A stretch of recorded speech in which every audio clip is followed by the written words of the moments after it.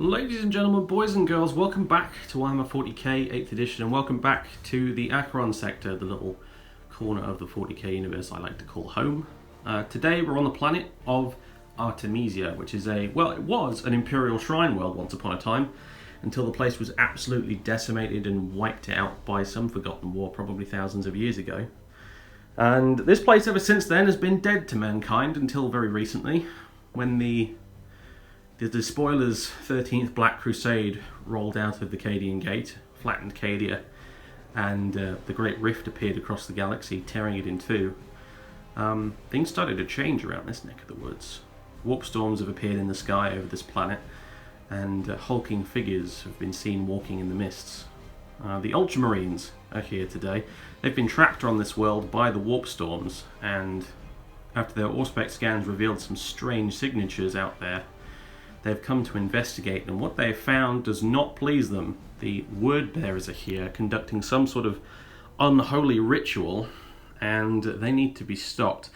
There are probably, I can't think of very many armies in 40k that have such a bitter rivalry as the word bearers and the Ultramarines. These guys hate each other. They've hated each other for 10,000 years or more, and today's fight is probably going to be a very bitter one. There's going to be lots of death. There's going to be lots of destruction, and we're going to see who wins. Joining me today is James. Hello. Hello, there we go. And we've done the awkward intro bit. Now, we've good. done the We're great. Stuff. We're excellent. Everything's awkward. We're all awkward. Yeah. We'll get used to this one day, honestly. So the mission today, we're going to be doing, again, from the narrative section of the book. It's called Meat Grinder. Although we're modifying it just a little bit, we're using some of the rules, not all of them. The wonderful thing about narrative play is you can do that. You can just chuck out whatever rules you like and keep the ones you do. But the basic way this is going to work is the word bearers are going to be defending the ruins of this cathedral where they've chosen to perform their ritual, taking this once holy place and horribly corrupting it, as they tend to do, as is their way. And the Ultramarines are going to be moving onto the table to put a stop to it. Now, in Meat Grinder, things are interesting because the Ultramarines, as the attackers, will be getting almost infinitely respawning troops coming on the battlefield as reinforcements. I believe it's troops. Units will come back after they die on the roll of a 2+, and everything else will come back on a 4+. So infinitely attacking troops, and in the defense, the word bearers, well, we're going to be using demons, lots of demons. And in narrative play, you can kind of summon demons for free, so it's going to be lots of summoned demons, as the word bearers are fond of doing, again. Versus lots of Ultramarine reinforcements, so it really is going to be a meat grinder. Now, the victory conditions are very simple. If any of the word bearers are left alive at the end of the game, they win. If they're all destroyed, the Ultramarines win. And we are modifying the rules for this slightly. The reason being because I don't think it makes a lot of sense. For example, if at the end of the final game turn, if all the word bearers are dead but the demons are still on the field, that doesn't really seem like a victory to me. So I'm modifying the rules slightly so that it's only word bearer models, because my word bearers army today does have a fairly significant demon detachment as part of it. Plus I'll be summoning some extra demons when they die. And I just don't, it doesn't really fit the narrative really if all the word bearers have died and the demons are still here, because at that point, if the word bearers are all dead, the Ultramarines will have successfully stopped this ritual that they're trying to perform here. Throughout this battle, the Ultramarines will be able to hear the sonorous chanting of these guys as they cry out their litanies and perform the blood sacrifices and rituals that are required for this whole thing to come about. But if you've got a few bloodletters running around on the field and all the word bearers are dead, I don't think that should really count as a victory, so we're not going to do it like that. It's going to be strictly my word bearers Space Marine models, Chaos Space Marine models, left alive at the end. They will count as winning. In addition, we are chucking out some of the other rules like the concealed deployment because we just don't really fancy it. So we're going to do standard deployment as you would in any other regular scenario. And I think that's about all I have to say. There is one more thing. Nick this from the open war card set that Games Workshop publishes.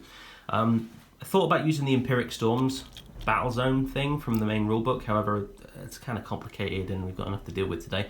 So I decided to nick this from the open war card set. It's one of the twists. It's called Warp Storm.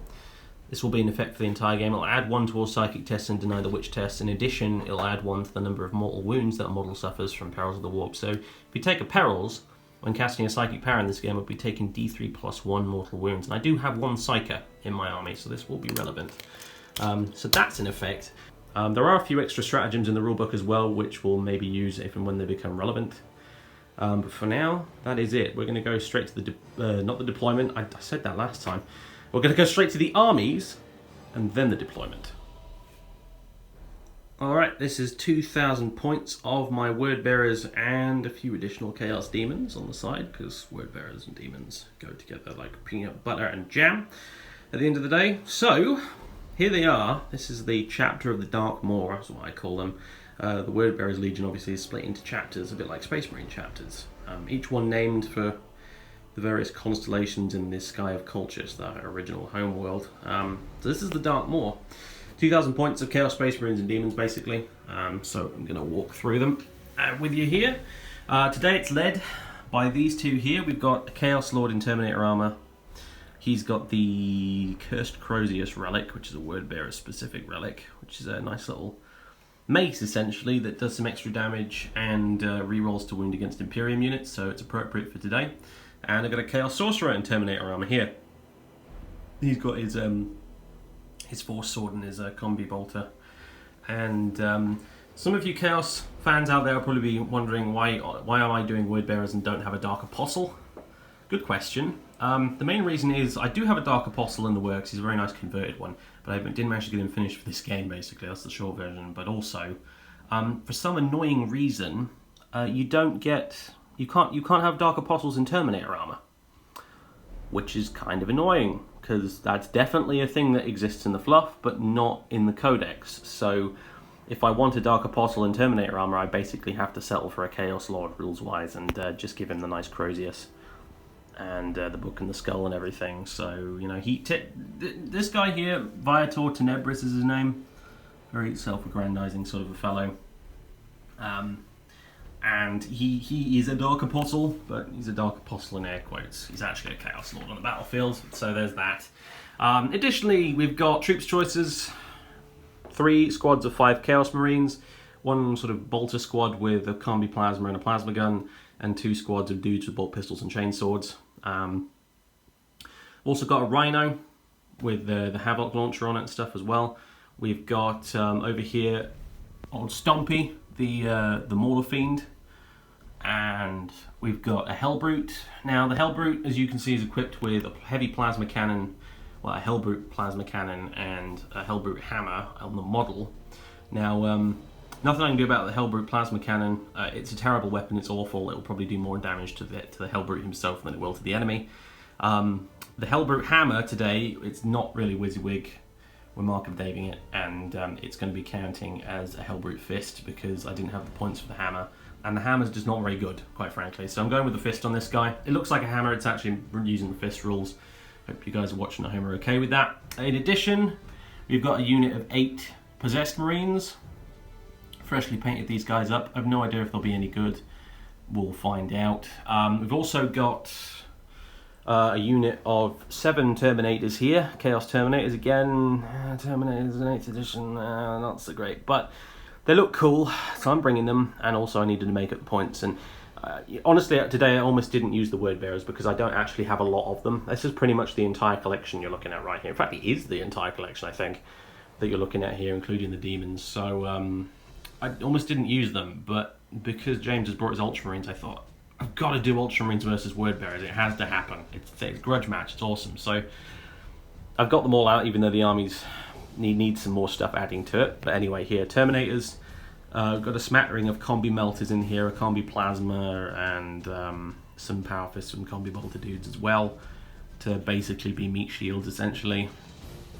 And as for the demons, I got a patrol detachment of those guys. The rest of this is a battalion, but I got a patrol detachment of demons, and that consists of these 25 bloodletters and a bloodthirster. Basically your standard bloodletter blob, and the bloodthirster leading them. Now, relics-wise, for these guys, we've got the Cursed Crozius, as I said, for him. I am spending an additional command point to give the bloodthirster the big axe called Skull Reaver, which is the one that if you roll wound rolls of 6+, I believe he does like D3 mortal wounds, which is ridiculous. He won't be alive for very long. He never usually is, so I figured I might as well get as much killing power out of him while I can. So there you go. I'll also be spending more command points to deep strike these guys. I think it's because of the power level of the unit. It'll be 2 command points to deep strike the Bloodletters, 2 command points to deep strike the Bloodthirster, and the idea here is that the Terminators will deep strike with him. And the basic idea is, we'll have the rest of the Wordbearers chilling out in the ruins, and as the Ultramarines draw closer, the trap will be sprung, so to speak, and these guys and the demons will come charging out of the warp and hopefully straight into them and maybe do some damage and not fail all their charges and look a bit sheepish like they usually do. We'll find out. That's the plan anyway. So there it is. That's about 2,000 points of Wordbearers. That is 8 command points in total, because I didn't manage to get the Dark Apostle painted up in time. And hopefully they'll be okay. They haven't won a single game of 8th edition yet, my Wordbearers, I'm afraid. Wordbearers are a bit rules-wise, unfortunately, in this edition. Their chapter tactic, if you like, their Legion trait, if you're curious, is that they basically get to re-roll failed morale tests, just like regular Space Marines, except regular Space Marines get it for free, obviously, but we don't. So, yeah, that's all there is to say about this lot. We'll see how they do. And now, we're going to go take a look at the Ultramarines. And this is 1998 points, very good year, 1998, if you ask me, of Guilliman's Sons, the 13th Legion, the Ultramarines are here. James, do you want to talk us through the army? Okay, so we'll start off with my captain here. He's captain in Gravis armour, armed with a power sword and boltstorm gauntlet. I've given him the Armour and Dominus relic. So Nice. that means instead of a 3+ save, he gets 2+, and then during the phase when he's taking damage, I can have an invulnerable save of 3+. That's only once per game though, unfortunately. I could have that all game if I really wanted. Next to him, we've got a captain. He's got a master-crafted bolt gun, and I've given him a relic sword because I needed to fill out points, and I had about 20 points remaining, so I upgraded him to that. Fair enough. That instead of a normal power sword trait, it gives him +2 to his strength. It's -2 AP, I think, and it's D3 damage. Nice, so it's a power sword that actually has some punch, which is pretty cool. Exactly. So I'm gonna try and get him in quite close to you. On the Captain Gravis Armor's right, we've got a lieutenant with power sword and bolt gun. He'll allow me to re-roll wounds of 1.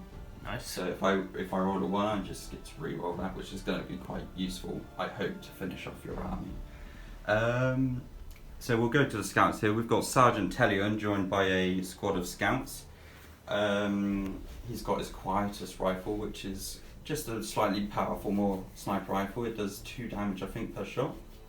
Nice. And behind him we've got a squad of scouts, which 4 sniper rifles and a rocket launcher. They're all equipped with camo cloaks as well, so when they are in cover they get a 2+ save instead of their normal 4+ save. Very good. He's equipped with that as well, and once per shooting phase I get to use Sergeant Tellion to acknowledge a scout squad to have +1 to their hit. Nice. So obviously, as there's only one scout squad, they're going to be hitting on 2s every turn. that's pretty good. So these guys are going to be hanging around in ruins and cover and stuff, getting their 2+ saves with their sniper rifles that can shoot characters at any distance away. And they'll be hitting on 2+ because of Tellion. That's nasty. They're going to be A, difficult to remove, and B, pose a significant threat. So that's a unit to worry about. I'm going to use them to basically assassinate anyone I want from your army. Yep. Well, try to. So behind them we've got a squad of 6 intercessors. There's nothing special about them. They've got no special upgrades. They're just going to have strength 4 bolt guns with -1 AP. To the right of them there's another squad of intercessors, but there's only 5 in this squad. Again, there's one squad with 6 purely just to make up an extra few points that I needed to fill out to 2,000. So they're going to be the main sort of pushing force of my army. Yep. To the right of them, though, at the front, there's going to be a squad of tactical marines. There's 10 of them. One's equipped with a rocket launcher, and the other's equipped with a flamer. They're just gonna be there to try and take some hits so that you don't hit my main army. They're gonna be meat shields. Yep. At the end of the day, they're gonna take all your hits so that my army can get into yours without much issue and do the damage. Yep. I've got a very assaulty army, so being able to screen your more valuable stuff with guys like tactical squads is a thing that's going to be useful. Behind them, we've got a squad of Hellblasters. They've just got the normal plasma incinerators. So I think that's strength 7. I'm pretty sure. Yeah, it should be strength 7, I think. Minus 4 AP. 8. Yeah, minus 4 AP and does the damage each if I overcharge. Obviously, that's strength 8 and then 2 damage per shot. So yeah, it's the much maligned Hellblasters. I kind of, they're my guilty pleasure. I've actually got 15 of them. So yeah, I wanted to get more, but I've tried to stop myself from just filling my army with Hellblasters because I would if I could. I played one game with them where I used all 15, and I was slightly disgusted with myself by just by how much damage they actually did in the end, and basically vowed never to bring all 15 to a single game ever again. So. To the left of them, we've got a Devastator squad. We've got a Sergeant. He's got a Grav pistol and a Thunder hammer. The reason I've given him this is because I want to try and dissuade that squad from being assaulted. So I thought if I give him some scary equipment, you might think twice before attacking him. Yeah. Next to him, he's got a Armorium Cherub. What that allows me to do is reload a squad member's weapon. So in the shooting phase, when I shoot one weapon, I just think, oh, I'm going to reload, get rid of the Armorium Cherub, and then that gun gets to shoot again. That's pretty good. The squad is kitted out with a heavy bolter, 2 las cannons and a plasma cannon, which, to be honest, I would think can pack a punch. So they're just going to be sitting there trying to do the major damage to your armour. Yep, they're very good. Las cannons especially are just like the best thing ever at the moment in 8th edition. Another thing is, a good thing about the Sergeant is actually he gets to designate a squad member to have +1 to his hit rolls. Oh, excellent. So I can choose one squad member, he gets +2 if I then couple that with the Armorium Cherub. So that's a nice little combo you've got there. A las cannon that can fire twice in one turn, hitting on a 2+. Can only work once, but I can still designate a +1 to a hit every turn. It's just that Armorium Cherub only lasts 1 turn. Yeah. Very nice though. Next to them we've got a squad of Terminators. Yeah. Bog standard. They've just got a sergeant with a power sword and the rest are equipped with power fists. So hopefully I'm going to deep strike them in and they'll cause either a distraction or some major damage to your units if they're getting close. Yep, I do love Terminators. Don't care what people say about them. It's still good to see them on the table. So thanks for bringing them. Behind them we've got Inceptors. Again, like the Terminators, I'm going to use them as a distraction. A lot of shots if I get them behind your units into the squishies. They're going to be able to do 18 shots if they're close enough. Yep. Other than that, that's just bog stands. I think they can do mortal wounds if they charge. Yeah. Like each model can do a mortal wound when they charge it on a 6. Yeah. Behind those two, we've got 2 dreadnoughts. One of them is equipped with a twin las cannon and a missile launcher, and the other one is equipped with a multi-melter and a storm bolter with close combat weapon. Cool. So we're obviously at the moment kind of figure what I'm going to plan with each of those two. One of them's going to sit back, try and do a lot of damage. The other's going to get in close and try and scare your units a bit. Yeah. And then finally, behind them, we have a Stormhawk Interceptor. It's equipped with 2 assault cannons, a las talon, and I think it's a Skyhammer missile launcher. Right. Problem with this unit, for the most part, is it has to move 20 inches each turn at least. It can move up to 60, and only in certain directions. But it's +1 to units has the fly keyword, which I'm hoping, I don't know at the moment, your demon has the fly keyword. Yes. So at the moment we think that's the best use for that one. Yeah, definitely. I do believe the Bloodthirster has the fly keyword, so that'll be a target priority for this guy. Is he not able to go into hover mode then? No, the rules say, as far as I'm aware, I kept rereading the entry for him. It doesn't say he can go into hover mode. Okay, I mean that makes sense. He's not really a gunship. He's an interceptor, right? Yeah. So that would make sense. Flying around doing strafing runs on your units, hopefully. Yeah, cool. All right, so there it is. Ultramarines are here. How many command points is that then? That is, I think it's the normal 3 plus the 5 for the battalion, and then +1 for a vanguard detachment. I'll be 9 then in total, I think. Yeah, 9 total. With the chapter approved changes and stuff. So, right, okay. So we'll get these guys deployed and ready to go, and we'll see you in time for turn 1. Deployment is finished, and this is what we're looking at. The deployment rules for this scenario are the defender gets fully half of the table, and the attacker has their 12 inches over there to work with. So the two armies are starting off very, very close to each other. This does immediately for now favour the word bearers because they're more interested in close combat for the most part. It will favour us for now. What it will also do is mean we're all putting ourselves in harm's way, and of course to win this we still need to have a word bearer left alive by the end, which is difficult when you're charging headfirst into the enemy's guns. But we'll see what happens. For now, this is going to hopefully work out quite well for us. So as you can see, we've got all the word bearers deployed in this half of the ruined cathedral in the centre. The Ultramarines have moved up. We've got scouts up here on this hill, taking advantage of cover. Cover rules inside this building, on any of the ruined bases, inside that building over there, and on top of the hills and things, or on top of the crates. That's all going to count as cover for the purposes of getting cover saves and things. So as you can see, it's a big broad battle line. We're going to be using it practically the whole table for this one, and we're going to now do the roll off. So the roll off on this one isn't really a roll off actually.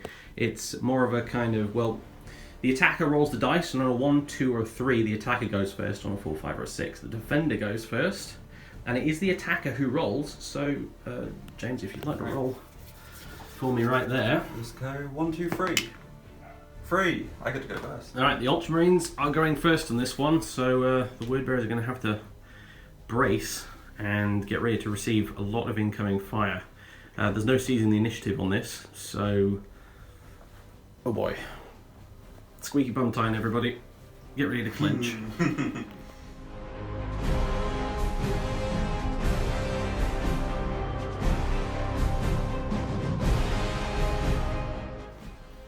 So the Ultramarines' first movement phase is finished, and here's what the battlefield looks like. We've got Intercessors and Tactical Marines moving up across the board. Lieutenant over there just hopped up on top of that crate. We've got Hellblasters moving forward here, Intercessors moving forward.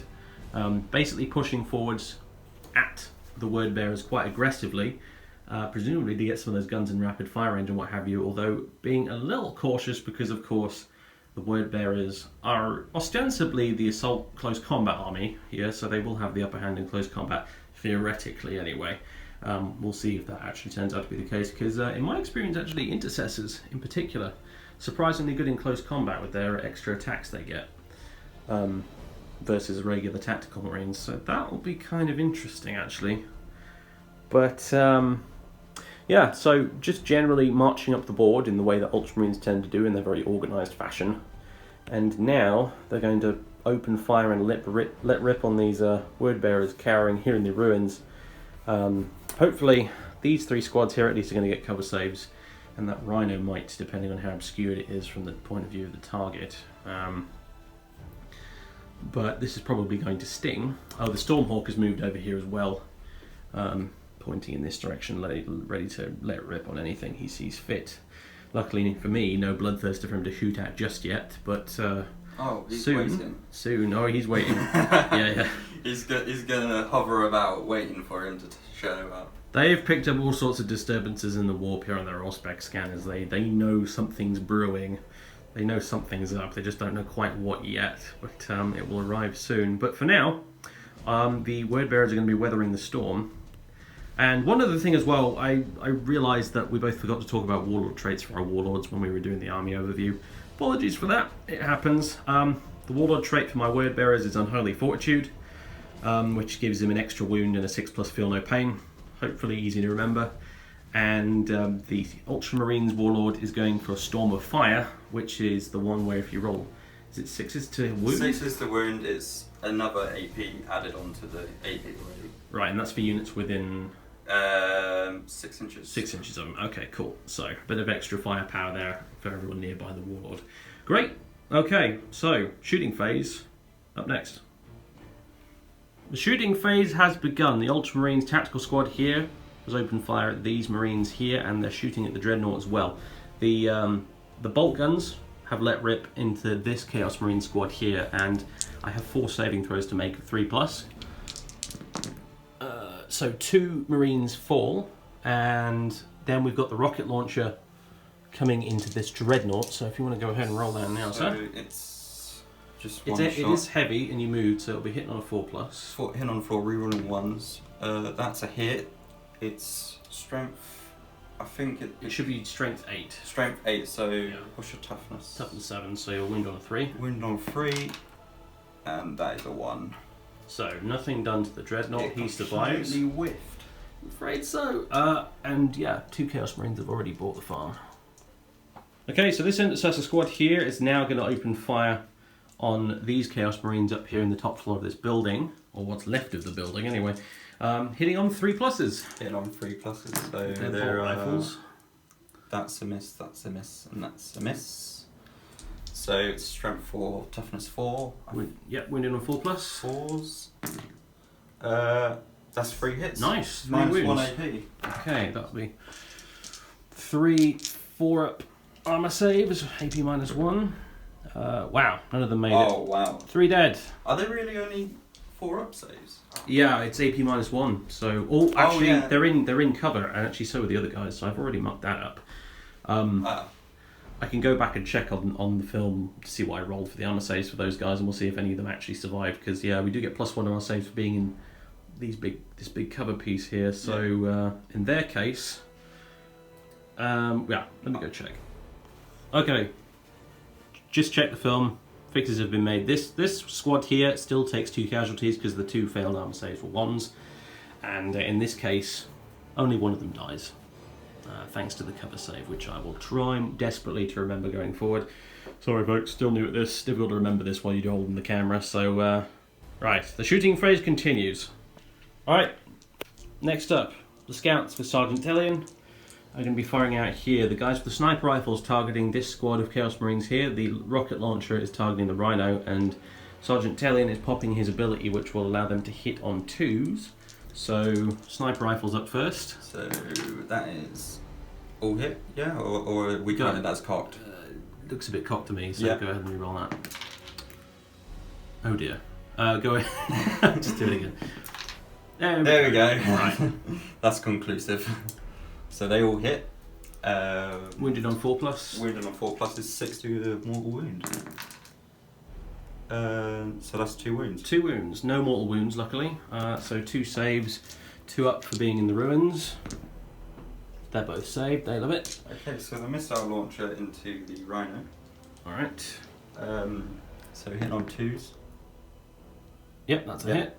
And wounding on, I think, strength 8, so it'll be wounded on 3s. It Is it? wounds. AP minus. What's your toughness, sorry? It's toughness 7, so. Right, so that will be AP -2 on a crack missile, assuming you were firing a crack missile. Yeah. And that means he's got a 5+ save. Nope. Alright. So it's D6 damage. Yes. So let's see how much damage it does. 6. 6. Oh, Ouch. good old scouts. You can always rely on them. Okay, so the Rhino's down to a measly 4 wounds remaining. That's not great. And now Sergeant Tellian is going to be firing his Quietus rifle at the same Chaos Marine squad, hitting on 2s. That's 2 hits. 2 hits, and that's strength. Strength 4. Right, wounded on 4s. Oh, that's cocked. Oh wow, this is gonna go well. We need to really start rolling the dice somewhere else. Okay, Right. 1 wound. It's -1 AP. Alright, so I'll negate the cover, so 3 up save. Roll a 2. And it's D3 damage. Alright, well they only have 1 wound each, so that's just Yeah. a dead Chaos Marine. Right, so now it's some Dreadnought on Dreadnought action, so to speak. This Dreadnought over here, he's firing his missile launcher and his twin las cannon at the Hellbrute over here, starting with the las cannon. Yeah, so 2 shots hit on freeze, rerolling 1. Did he move? It doesn't matter. He didn't move. No, he didn't actually move. All right, cool. I kept him there. So yeah, 1 hit. Right, toughness 7, strength 9 on las cannon. Strength 9, yeah. So freeze. Oh, that's a 1. Unfortunate. Yeah, the symbols on those dice are 1s, so. Yeah. And okay. missile launch is next. So hit on freeze again. Oh, wow. I tried. 6. There we go. Wound on freeze again, I think. Yep. Yeah. Wounds. That's a wound. Minus 2 AP. 5 up save. Nope. Come on, let's get another 6. Come on. 2. That's not so bad. Now it's the Devastators shooting, splitting fire. Heavy bolter is going into these Marines here, and everything else, the 2 las cannons and the plasma cannon, are going at the Hellbrute. Plasma cannon's not overcharging, so would you like to roll up, sir? Okay, yeah. So 2s because of the sergeant and his 1, 2 is hit. So there we go, all hit. This is the heavy bolter, right? Yeah, that's the heavy bolter. Okay, and it's strength. I can't remember the heavy bolter. Strength 5. Strength 5. Wounded on 3s. 3s, cool. So they all wound. Nice. MP minus 1. Yep. So 3 up saves thanks to the cover. Come on, you can make 3 ups, right? 2 of them can, 1 of them can't. Let's get rid of. We've got to keep the banner alive, really, haven't we? There we go. We'll get rid of you. All right. Next, shots going into the Hellbrute. Okay.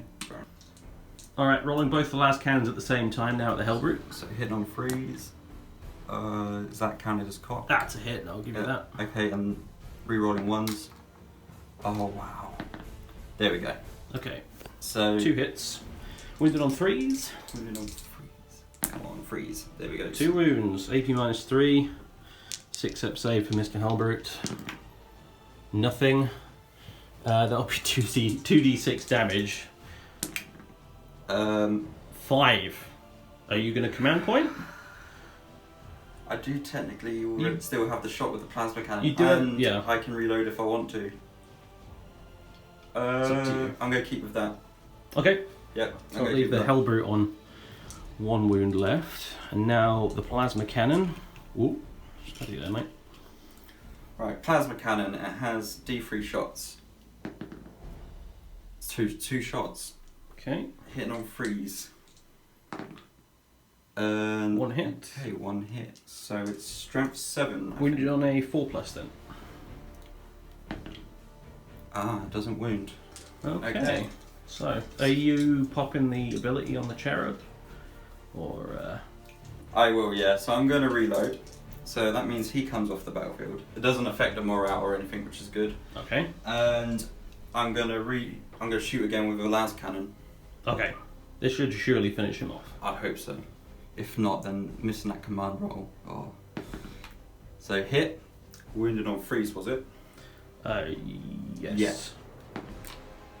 Doesn't wound. Doesn't wound? Oh, He lives! Oh no! He lives, and I believe Hellbrutes do something if you wound them and don't kill them. I'm just going to double check that. Okay, so the Dreadnought is... the Hellbrute, sorry, can be crazed. If he manages to survive the end of the phase after losing some wounds, on a roll of a 6, he'll get to shoot back at the nearest enemy unit, which is pretty cool. But the chances of him surviving the shooting phase are a little bit slim at the moment. Right now, the captain is taking aim very carefully with his mastercrafted bolt gun. He's going to aim for the weak points on this Hellbrute and try and finish it off. Shoot that plasma cannon. It's belching smoke, it's leaking oil, it's leaking all sorts of other unpleasant fluids, probably being a Hellbrute. So let's see if the captain can bring it down with a single shot. So hitting on 2s, but re-rolling 1s. Hits is strength. For a mastercraft bolt gun, it's strength 4. So wounded on 5s. Got on 5. Got a 5. There you go. Minus 1 AP. 4 up save. Oh, it was a 4 for a second and then it wasn't. Okay, the Hellbrute's gone. Does it explode? No, it doesn't. He is just removed. The captain has shown that he has definitely earned his rank. He's showing the other ones how to do it today, isn't he? These intercessors have now opened fire. They killed another 2 Chaos Marines in the middle here. The ones that could see could shoot them. The ones that couldn't shot at the Rhino, and We decided to do it off camera because we figured that the bolt rifles probably wouldn't do anything to a rhino, and rather improbably 3 6s were rolled on the 2 wounds. So I've now got 3 saves to make on this rhino with only 4 wounds left. Which Minus 1 AP as well. So. Yeah, which is not great. So 3 4-ups. Yeah, he drops another 2 wounds. So that was pretty good for bolt rifles, I've got to say. So 2 wounds left on the rhino. That thing is nearly dead. Not quite dead yet though. This dreadnought wants to finish off this rhino. The Stormbolter and the multi-melter are going into it. He did move, so he'll be hitting on 4s with a multi-melter. There you go, that's a 4. He hits. Strength 8, wounding on a 3+. And there we go. He wounds. AP -4, it doesn't get a save, so D6 damage. It's the half range. It's not going to be within half, is it? For the multi-melter? I'm not sure that's 12 inches, you can check if you like. We can have a quick look. Because there's that 2 dice roll, isn't it? Yeah. 2 Yeah, D6 that's not 12. Okay, right, cool. So D6 damage. And it kills it. 3 damage. It is dead. Does it explode? No. And we're going to have to roll a dice for each guy inside. There are 8 possessed Marines in there. And roll a dice for each one. Any 1s result in dead possessed. So, okay, no dead possessed, but they are going to be tumbling out of that thing. And pretty angry, I imagine. The rhino crumples to pieces, and the possessed have piled out of it, snarling and roaring at the enemy. And here they all are, quite close to the Ultramarines now, actually, as a result of that. But as the smoke clears, as figures emerge on their Auspex scanners, these Hellblasters over here are going to immediately open fire. All but one of them is going to shoot and overcharge at the Mauler Fiend here. I almost called it a Forge Fiend. Mauler Fiend here. The one remaining is going to shoot at the squad of possessed. So, yeah, they'll be hitting on 3s, and they'll be rapid firing because they are within 15 inches. So hitting on 3s, re-rolling 1s, luckily. That's a lot of 1s. That is a lot of 1s. Oh no, there's a 1. So these hit, at least. There is a 1. That means one of them does get a mortal wound, but that is done at the end of the shooting. Yep. So once all the shots have been nicely done, because they are overcharging, it's 8 strength. What's your toughness on that Mauler Fiend? Mauler Fiend's toughness is 7, I believe. I can double check that later, but 7 for now. So wounded on 3s. Because they are within 6 inches of the captain, it will be -1, another AP on top, but I don't think it's going to matter too much in this case. Yeah, they'll go to AP -5. And these will do 2 damage each. Okay, so there is a 6, but there are 3 hits with -4 AP and 1 hit at -5 AP. I do believe a Mauler Fiend has a 3+ save, so I don't think we're getting any saves from that. So that is 8 wounds. Yeah. Ouch! I don't even know how many wounds this guy has. Alright, the Mauler Fiend is down to 4 wounds. He's down a damage bracket. He's spurting demonic ichor and stuff everywhere. He's probably squealing. Do you reckon Mauler Fiends squeal? Maybe. He's not happy though, generally speaking. And now, to try and finish him off, this Stormhawk Interceptor is letting rip with everything into him. He's going to be hitting on 4+ with his main heavy weapons, and I believe the missiles will hit on a 5+ because he moved, and they have a -1 when they're not shooting at stuff with fly. I mean, when they're when they're shooting at stuff that doesn't have the fly keyword. So assault cannons first, I believe. Okay, so it's hitting on 4s, 6 dice. Ooh. That's not brilliant. That's not the best. 2 hits. I have had a good turn so far. And that is strength. Strength 6. 6, so wounded on 5+. Oh. There's one wound. -1. Alright, 4-up save. Ugh, typical. Alright. He takes another wound. Puts him on 3. Now. The last Talon. Okay. Heavy 2. So I'm hitting on 4s. Right. I've just killed my own man with a dice. I'll sort you out in a minute. Oh, there we go, he's done. Right, so hit on 4s. Both hit is strength 9. Wounded on 3s then? Wounded on 3s. That is 2 wounds. AP -3, I assume. Yep. And 2 6-up saves. Nope. 2d6 damage. You'll almost certainly kill him now. There we go. 7 damage. I don't know if Mortal Fiends explode. Let's see if he does. He might not, but okay, I rolled a 2, so he wouldn't explode anyway. So he is gone. We're taking a pasting here, but the trap will soon be sprung. These were the bait. Everybody in here, we were the bait. The ambush will be sprung very soon. At least that's the hope. And that concludes the Ultramarines' turn. Pretty much. There's no charges. No close combat involved. The shooting has been finished. Morale, these guys took casualties, as did they. But because of their leadership scores, none of them can fail based on the number of casualties they took, because they're quite small units. So that's it for Ultramarines turn 1. They've blasted apart my Chaos Marines inside this cathedral here. But it's my turn now. And something emerges from the warp. The skies crackle in possible colours, mists appear on the battlefield, and with a crack of thunder, stuff is going to emerge from portals all over the place.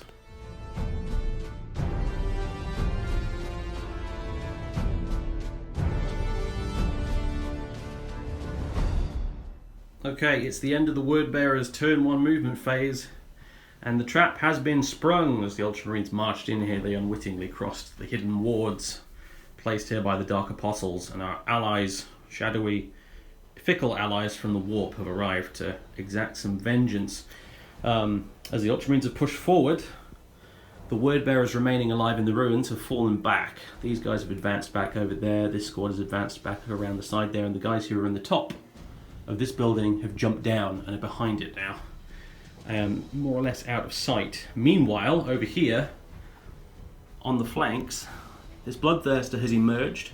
He's looking at either charging into the captain over here potentially, or more likely going after this Stormhawk Interceptor and eliminating that threat to him, because that thing could do some serious damage to this Bloodthirster with his bonus against flying units. So that's going to probably happen there. These Terminators, along with the Sorcerer and the Chaos Lord, have arrived over here. Now, these guys over on the end here, they are equidistant with this lieutenant and with the captain, which means I get to shoot at either of them, being characters and they're closest to me, and because they're equidistant I can choose who I shoot at. So some shots are probably going to be going into the captain with these combi melters, so we might be able to take him out with just shooting. And we also have the psychic phase as the sorcerer does some stuff, probably, hopefully, maybe smiting that that lieutenant up there, we'll see. And meanwhile over here, this Bloodletter bomb has arrived and is eyeing up those Devastators on the top of their crates there. Now that's going to be more than a 9-inch charge to get up there, but I have a stratagem called the Banner of Blood for 1 command point that will probably help me with that when we get to the charge phase, but that'll come later. So deep striking has now completed. Oh, and also these possessed have moved up here and they're aiming to charge straight into these Hellblasters and eliminate them as fast as possible. So there's the movement phase for the Wordbearers, and the Ultramarines are employing a stratagem now called Auspex Scanner, which means these Hellblasters over here are going to be shooting at the Bloodthirster as it comes in from deep strike. And are they overcharging? They are overcharging. They are overcharging the Iron Rapid Fire range. They do have a -1 to hit with this, but this could actually be pretty nasty. So you still get to reroll 1s though, luckily. Yep. So here we go. It is -1 to hit though, so 1s and 2s will potentially kill these guys after the rerolls are done. They're going to die anyway. So hitting on 4s, rerolling this 1 and this 1. There was only 1 2. Only 1 2 for now.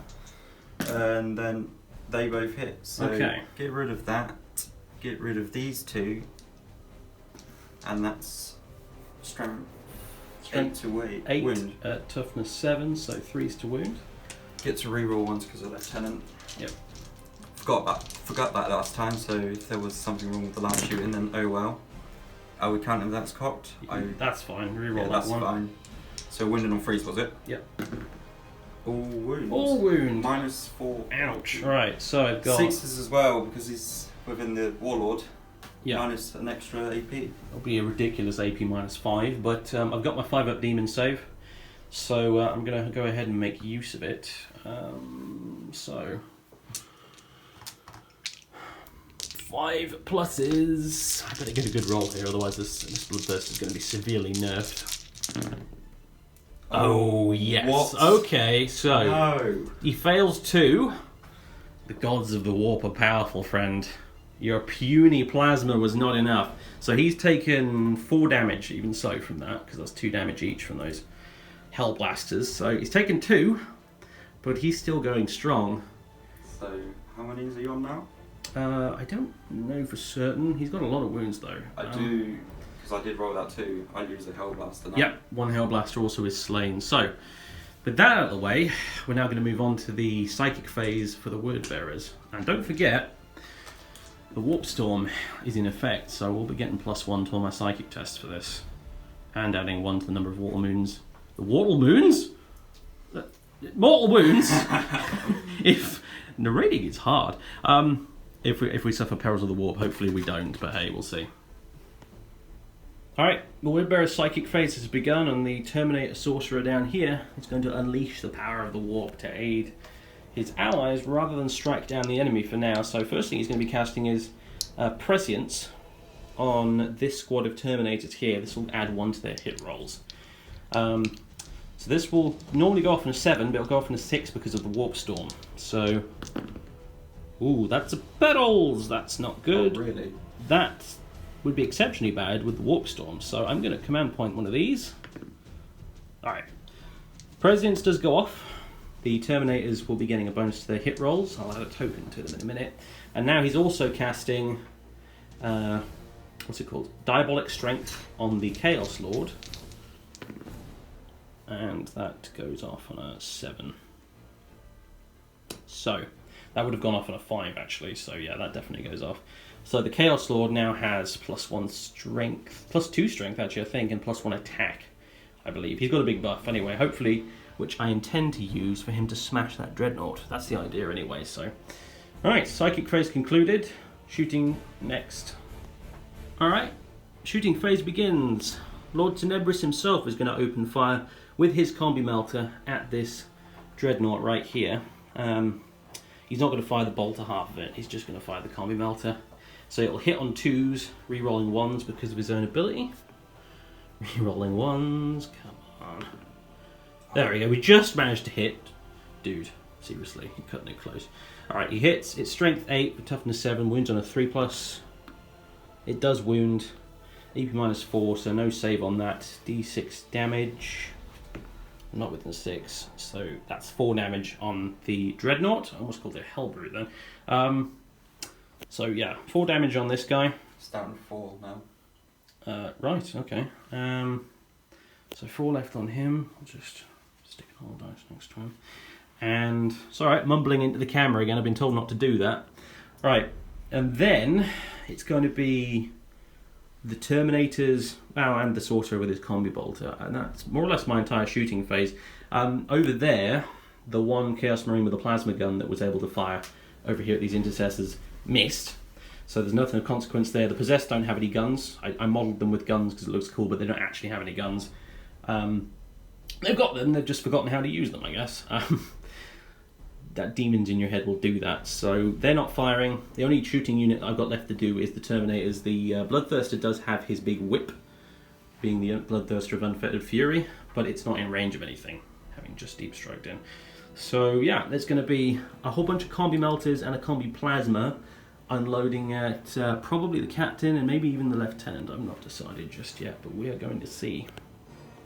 Terminators are opening fire, and they're splitting their fire as follows. These 3 with their Combi Melters here are close enough to the Captain to be able to shoot him.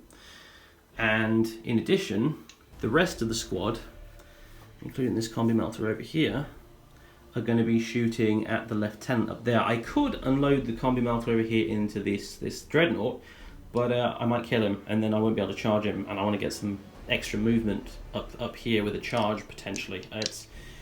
You know, this Chaos Lord, he's got a bit of a charge to actually try and make that, so that's the thing. Do I want to try and risk it all on that charge and leave the Dreadnought alive? Maybe that's unwise. Maybe that's Very unwise, actually. I'm going to risk it. This will probably fail, but I'm going to try it. So yeah, the rest of these guys are going to shoot at the lieutenant. These three are going to shoot at the captain. Bit of a sneaky word bearer's assassination going on at the back here as we spring our trap from the warp. So 3 melters, 3 combi melters at that captain, and these will be hitting on 2s because of prescience and re-rolling 1s because of the captain. So you're rolling that 1. Okay, 3 hits, strength 8, toughness 5 because gravis armor, so wounded on 3s. Okay, 2 wounds, AP -4. So are you going to activate your 3+ armor Indomitus and vulnerable save? Because I can only do it once per battle. Yeah. I don't think it's worth worrying about a couple of shots compared to how many hits it could get in later on. Well, honestly, here's the thing. I mean, if you fail 2 4-up invulnerable saves right now, there's a very good chance he's instantly dead. Because it'll be 2d6 damage coming at him, or 1d6 if you save one of them, which is the statistical average for 4+. So you may want to pop that. I don't want to influence you too much, but I'll activate it. So it's 3+ invulnerable save. Yeah. Okay, 2 3+ invulns. Right. If he fails this, then he's just going to get fired. There we go. All right. Saved them both. Saved them both. So the captain's fine. Now the rest of this stuff here. So this combi melter. Just do that quickly. Hits on 2s, rerolling 1s. Hits. Wounds on a 2 against that lieutenant, actually. Yep, it wounds. Lieutenants don't get an invuln save, do they? No. No, so d6 damage. 6. I do believe he's dead, sir. Yeah, 5 wounds. Oh dear. Oh, sorry. Okay. And because I declared everything else at the lieutenant, that's pretty much it for the shooting from the Terminators. The sorcerer, he is going to fire his combi bolter at those intercessors over there. This will hit on 3s, rerolling 1s, 2 hits, and wounded on 4s. Wow, 2 wounds. Okay, 2 saves on the intercessors. No AP. No AP. So no AP. 3-ups. They in cover? Yeah, they are actually. So 2-ups. 2-ups. Really? Wow. There we go. One of them takes a wound, and that's the word bearer's shooting concluded all of it. Not very much shooting at the end of the day, but alright. So we damaged the dreadnought quite badly. We killed the lieutenant. We sadly didn't manage to kill the captain, which I was really hoping we might be able to do, but never mind. So, with that out of the way, it's going to be the charge phase. And lots of charging happening this turn. I've got 2 command points left. I'm probably going to burn both of them. Well, I'm burning 1 on these guys here because I'm going to use the Banner of Blood stratagem and hopefully get a charge into these Devastators over here, and another one I've got in my pocket after that, hopefully to re-roll a charge over here. And I've unfortunately got lots of charges to choose from that are quite important, so I'm going to have a little think about which one I want to do first. So, first charge coming up is the Possessed going into these Hellblasters. They're now going to fire their Overwatch, and we are putting this on camera because it could potentially be pretty nasty. So, they'll be hitting on 6s, re-rolling 1s because the captain's next to them, and they are all overcharging, so... Oh, that is some nasty ones. There's a few 1s. Is there no 6s? No 6s at all, so... This could be a risk. Come on, 6. Nope. There is another one. Alright, so another one is slain, So and there are no hits on the Possessed. Not slain, he just loses a wound, so... No, I'm pretty sure they're slain for plasma weapons. Is it slain? Yeah. Okay, yeah. Right, Well, so... I'll check that in a minute, but yeah... do double check that in a second, but did they make the charge? 8 inches. There It's Korn's number. The Blood God wants some blood. They're in. Now, the Bloodletters are charging like madmen, because they kind of are, up here at these Devastators up on top of the crates. Now, it's going to be a 10-inch charge for these guys to make it up there, which is a bit rough. However, I am using the stratagem for 1 command point, Banner of Blood, which means that basically now, once per battle, these guys can... Technically, I needed to use the stratagem at the start of the game. I probably should have announced it then, but hey, whatever. But basically, once per game now, you can roll 3d6 for a charge instead of 2d6. We'll get +1 to this as well because of the musician, so it'll be 3d6 +1 inches on this charge, which should be enough to get a 10 up there. I'm not sure of the maths of it, I'm not sure what the average is, but I'm hoping, basically. So Overwatch is going to come at them now from these different weapons. We're rolling them all at once with different coloured dice, so if you want to just quickly explain. I've brought a load of different coloured dice. The white one's going to be the Sergeant's grav pistol. The 3 red ones are going to be the heavy bolter, 2 for the las cannons, and we did this off camera, but I rolled a 1 for the plasma cannon shot, so there's only going to be 1 shot coming from the plasma cannon.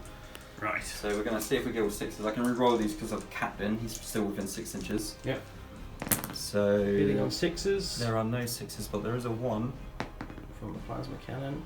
Which goes into a 1. That wasn't overcharging, was it? No, that wasn't. No, it was no point against bloodletters, so... Exactly. Right, So okay. So now here's the question, do they make this charge, or am I going to have to burn a command point to ensure it? Let's find out. They make that. 9, oh yeah, they do. Alright, so this is going to... I'm going to want to try and move these guys up as much as I can to get as many of them into combat as possible, so I'm going to go off camera now and figure out this. Alright, next up... Bloodthirster. This, by the way, is what the charge over here with the bloodletters looks like. Now, this was awkward because the Devastators are up here on the crate, and I can only fit so many bloodletters up on the crates with them here. I can no longer, as you could in the beginning of 8th edition, do the kind of wobbly model syndrome thing where you can attack up and stuff like that, because they're technically supposed to be climbing halfway up and things like that. That doesn't happen anymore. It's not allowed. They've got to be on the same level as the unit they're attacking. In order to be able to actually attack them, and they need to be able to fit on there as well, which they just about can. There's a bit of wiggle room there, but I think we're okay with it, both of us, so we're going to let it go. The rest of them, I basically just piled them up here, trying to gain some extra movement with the charge, really. The bloodletters are definitely a threat now they're here. They're a little squishy though, so they won't necessarily prove too hard for the Ultramarines to get rid of, but they're a thing that's in their face that needs to be gotten rid of, so I'm okay with it. So that's done. Now the Bloodthirster is going to be charging at the Stormhawk Interceptor, and we're now doing Overwatch with it. Yep. So first we're going to do the assault cannons. Okay. So hitting on 6s. That's dodgy. Bit of glare here. So that's a 1 there. So okay. We've got 1 hit. 1 hit with the assault cannon. So he's toughness 7, so he wouldn't on a 5+. Come on. And that's a 5. All right. So AP -1, isn't it? Right, Yep. 4 up. Armour save. He rolls a 2. Oh. Alright. So he's actually, I didn't put a dice down for him, for a wound dice, but he's actually on 11 now. 12, now 11. So, what's next? Next is the Las Talon, so we'll just do the 1 of that. Okay. Which is missed. And finally we have the Stormhawk, I can't remember, Skyhammer missile. Skyhammer missiles, right. Okay. Which I need to check. So heavy 3, so 3 shots. And they all miss. And they've all missed. Okay, so he takes 1 wound going in there. Now, can he make the charge? That is the question. He needs 9 inches. He is a Khorne Demon in a Khorne Demon detachment, and he's a character, so he's got the Locus of Khorne, so he can re-roll this for free. Without me necessarily having to spend my last command point. Hopefully he can get something good. Oh no! Alright, re-roll for free. I can't re-roll this with command points though, because you can't re-roll a re-roll. 5, 6, 7. He doesn't make it in. That's not good at all. That's probably a game changer, honestly. Alright, he's failed. Now it's going to be the Terminators, and I need to figure out who's going where with this. These Terminators are going to be charging at this Dreadnought, mostly because I want the Lord to charge the Dreadnought with his Diabolic Strength bonus, and therefore he's going to need some cover. So, we fired Overwatch with the Dreadnought, he hasn't hit with anything. So now it's just a question of can we make this 9-inch charge. Haven't been that lucky so far, so... 5, 6, 7. I'm going to use my last command point in this one. I need 4+. Fail it. 50-50 chance. Go on, fail it. Come on. Oh, they're in! Oh yes! Alright, they're in. So what about the Chaos Lord? Can he get in as well? He's got a slightly longer charge, I think, but we'll see what he gets. No, he's definitely not in. The Sorcerer, by any chance?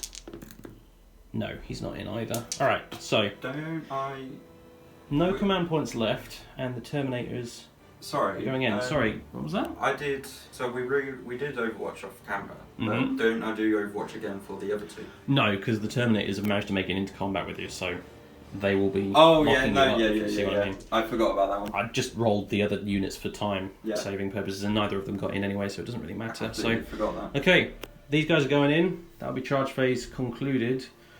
Poor Bloodburster didn't make it in. He never does. He's so bad, this guy. Honestly, every single game this happens. All right, so I'm going to move these guys in, and then it'll be the fight phase. So I had to think about this kind of carefully because James has got 7 command points left, which means he can do some definite interrupting of my charges in the fight phase. So I need to think carefully about what I'm going to fight with first, and I think it's going to be these guys against the Dreadnought first, because that Dreadnought, with its big Dreadnought fist, could very easily kill a few Terminators, and I'd rather that didn't happen. So these guys are the highest priority here. So Chain Fists going first. I've got 3 Chain Fists in here, 3 Power Fists, and 1 with a Power Sword. I'm going to do the Chain Fists first.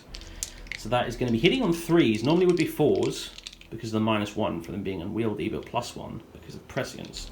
So hitting on 3s. And that's a 2. Okay. 1, 2, 3, 4, 5 hits. I don't think they're within. Actually, they might be within 6 inches of the captain, the Chaos Lord, but I don't think it matters right now because it didn't roll any 1s. So then, strength 8 versus toughness 7, so wounding on 3s. Everything but 1 wound. So that is 1, 2, 3, 4. AP -4 for a Chain Fist, so I don't think you get a save. No. And that's 2 damage each, so 2, 4, 6, 8 damage on the Dreadnought. He's only got 4 wounds left. Does he explode, sir? What is it on? Is it on a 6, yeah? Yep. It's on a 6, gear 6. That is not a 6. That's not a 6, alright. The Dreadnought is gone. And do I wish to consolidate is the question. I'm going to say yes. So 3 inches towards these intercessors here. That's where I'm going to, out of the way, rock. That's where I'm going to go up that way. So, alright, those guys now. Are you interrupting, sir? I'm going to interrupt with Devastator Squad. Alright, the Devastator's going next against the Bloodlighters. We'll do that in just a second after I pile these guys in. Or consolidate them, rather. The Ultramarines have spent 2 command points and will be interrupting this combat over here, striking first at the Bloodletters before they can strike back. All of them are eligible to fight, and they will be re-rolling their hit rolls of 1 because the captain is within 6 inches of them. So, I'm going to do the Thunder Hammer first. right. So the sergeant gets 2 attacks, hit on 4 because it's unwieldy. That's not a 4. Dear. That's he swings, but the sneaky, crafty, fast, unnaturally fast bloodletters have apparently evaded his attacks. So now it's the rest of them. So hitting on 3s, re-rolling 1s. That's a 3? There we go. Okay, so it's strength 4. Toughness 3, so wounded on 3s. Oh, this can be good. That is not good. Oh dear. Alright. 1 5-up demonic save. 1 of them dies. Let's remove you. Goodbye. Okay. And, right. Do you intend to interrupt again? Remember, this is narrative play, so you could potentially do it again in this turn if you wanted to. No, actually. I'm going to use a stratagem that I know I have. Okay. I think, where I can spend a command point and have those fight again. Ah, yeah, that's the end of the fight phase. Oh, end of the fight phase. On the chapter, that'll be the end of the fight phase. So basically, what I mean is, for now, I don't have to worry about what I choose I'm next. not going to interrupt. I'm not going to interrupt, but I do remember that. So if something lives, I might do that. Okay. Although having said that, the only thing I've got left to fight with is actually the possessed anyway, so it's a bit of a moot point. Okay, I am in fact a moron. The Bloodletters still get to fight as well. I forgot that they could fight. The interrupting doesn't stop them fighting. And I've just dropped a dice. Marvellous. I'll just grab this one. So these guys have got 13 attacks. Because up here we've got the leader guy. I forget what he's called, to be honest with you. But we've got him, plus these 5 others that are up on the crates that can attack. The rest of them down here unfortunately cannot. But that's still 13 attacks because of Murderous Tide. And because they're Khorne and they've charged, they get +1 attack and +1 strength. So these guys are going to be hitting on 2s. Alright, let's remove those 1s. And they're going to be wounding on 3 pluses.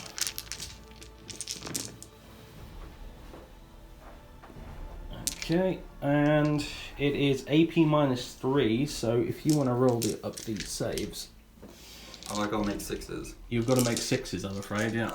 I'm sure I can make 6s, totally. Watch this. Courage and honour. All 6s. That's all the Devastators.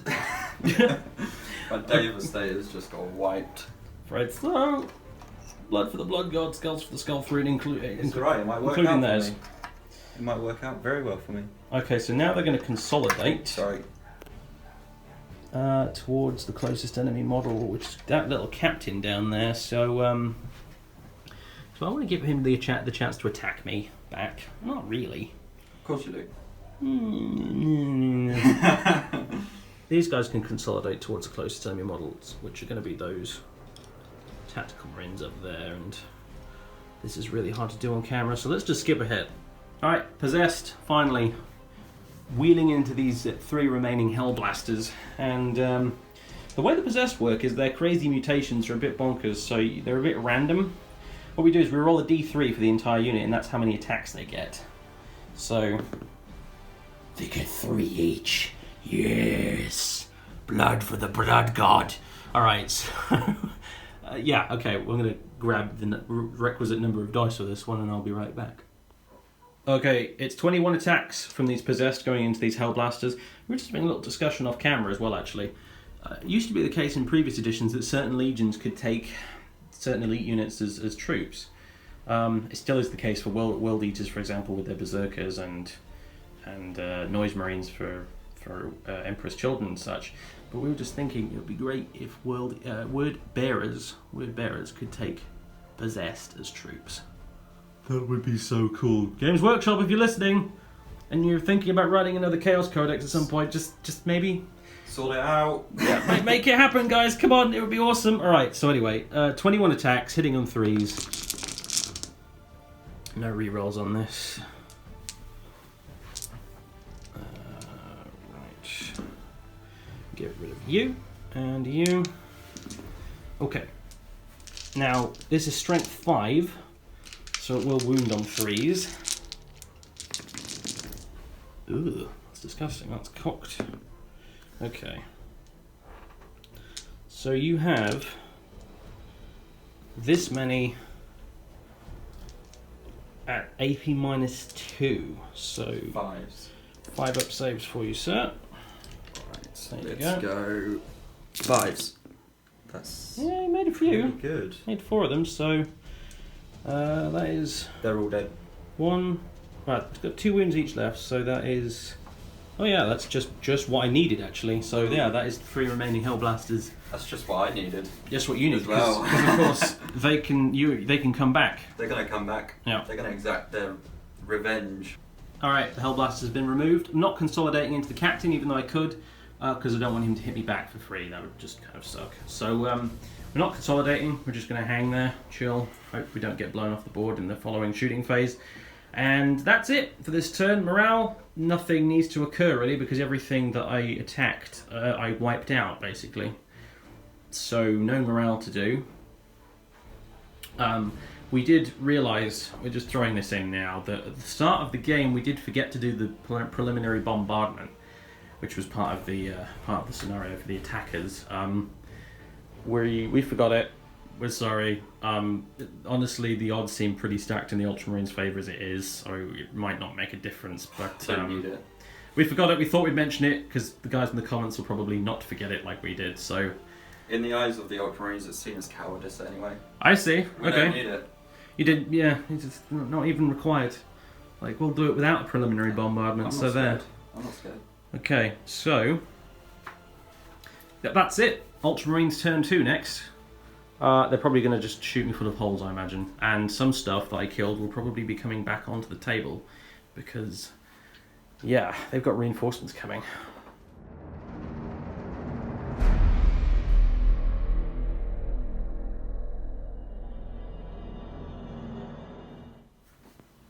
it's the Ultramarines movement phase now completed, and the Sons of Guilliman are no idiots. They have plans of their own, and they've enacted them. Terminators and Inceptors have arrived at the opposite edge of the board, deep striking, to, looks like, take out these cowering word bearers at the back here who thought they could cheekily get out of line of sight and avoid being killed. No, the Ultramarines are coming for them, and they are vengeful, to say the least. The captain over here, meanwhile, has made a very courageous decision to advance towards the Bloodthirster. And elsewhere, these guys have turned around to face the oncoming horde. The Dreadnought's moved up. These Intercessors have shuffled forward. And these Intercessors over here have moved up and turned around to face the Word Bearers over here. The Stormhawk shot over here. And most likely will be laying down some fire on the Bloodthirster and also putting its assault cannons into something else nearby, probably too. So, that's the movement phase. Now, here's the important part. Sustained assault is in effect in this scenario, which means that what was killed might come back on the roll of a 4+ in this case. It's a 2+ for troops units that were killed, but no troops units have been killed for the Ultramarines. So, we're going to be rolling dice now to see if the Hellblasters, the Devastators, or the Destroyed Dreadnought come back. So, what are we doing first? So we're going to do the Hellblasters first. Okay. Let's see if we get a 4. Nice. Nope. I am very happy about that. I'm not. Devastators. That's cocked. No, they're not coming back either. What about the Dreadnought? Dreadnought. Oh, I forgot the Dreadnought died. No, nothing's coming back. Yeah. Alright, so Lieutenant. the Lieutenant's coming back as well, potentially. Or not. So we've decided as well, we made a bit of a ruling with characters. The Lieutenant, we've decided can come back because we're thinking about this in terms of the fluff. There are 2 captains here, which means probably 2 companies of Ultramarines present.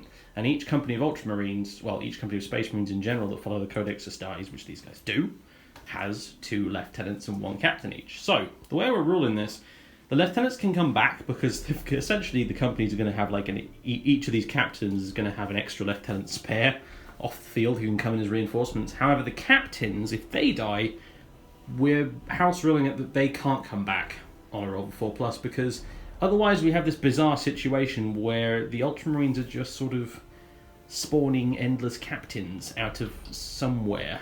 That doesn't make an awful lot of sense, because theoretically these should be the only 2 captains on the entire planet right now. So if these guys die, they're dead. They're staying dead. They're not coming back. Obviously, I don't get any reinforcements like that as word bearers, but if that were the case, I would rule obviously the same for my Chaos Lord and probably my Sorcerer as well, just because it doesn't make sense. Unless you've got like some cloning vats back there that I don't know about. Well, that's probably not going to happen. To me. So, okay, right. So that's the movement done. No psychic phase for the Ultramarines, so we're going to go straight into shooting next. So, here's the view from the other side of the battlefield, and the Ultramarines opened their shooting phase with a pretty nasty volley. We had the Intercessors, the Inceptors, jumpy dudes, and the Stormbolters from these Terminators, all opening fire on these 3 remaining tiny units of Chaos Marines. This unit here has been shot up by the Intercessors and reduced to 1 man. This one's been reduced to 2, and incredibly, this 2-man unit here managed to survive 20 Stormbolter shots coming in at them. They got 2+ saves because they're in the ruins, and only 1 save failed out of 6. So, a massive volley of bolter shells has impacted all over the back end of this cathedral, but some of the word bearers yet stand. The Dark Gods seem to be protecting them for now, a little bit longer. Next, what is next? The Tactical Marines are letting rip into these bloodletters. We are going to film this on camera because if a lot of these bloodletters die, that could potentially be kind of game-changing, really. I need this blob to stay relatively intact for a turn so it can inflict some serious damage next time. So, bolters first. Hitting on 3s, rerolling 1s for the captain. Oh.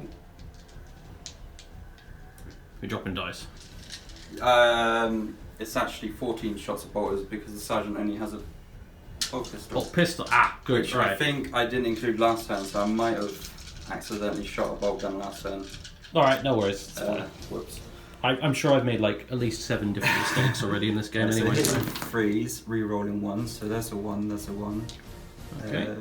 2 more 3s. Are we counting that as cocked? No, you can have that. No, that's a hit. So we'll remove the ones that have whiffed. That's all of them. That's pretty good. Now you're going to wound on 3s because these guys are squishy at toughness 3. You've got human toughness. Oh, that's alright then. That's pretty good. So let's hit on 3s. What? Ooh, that's not great. That's terrible. Dodged a bullet there, I think, literally, in this case. 3 5-up demonic saves. None of them made, though, so another 3 blood letters. Cop it. But, yeah. Only 3 after all those bolters. I think I got very, very lucky there. Get off. Right, there we go. Spiky, ow, sword bits. Okay, so now the flamer? We'll do the bolt pistol from the sergeant quickly. Okay. So he'll hit on 3. He doesn't hit. Right. Problem solved. Right, okay, so flamer. So D6 auto hits. That's 5 hits. That's pretty good. Pretty good. I'm unsure of the strength of the flamer. Do you know? Strength 4. Strength 4. So freeze.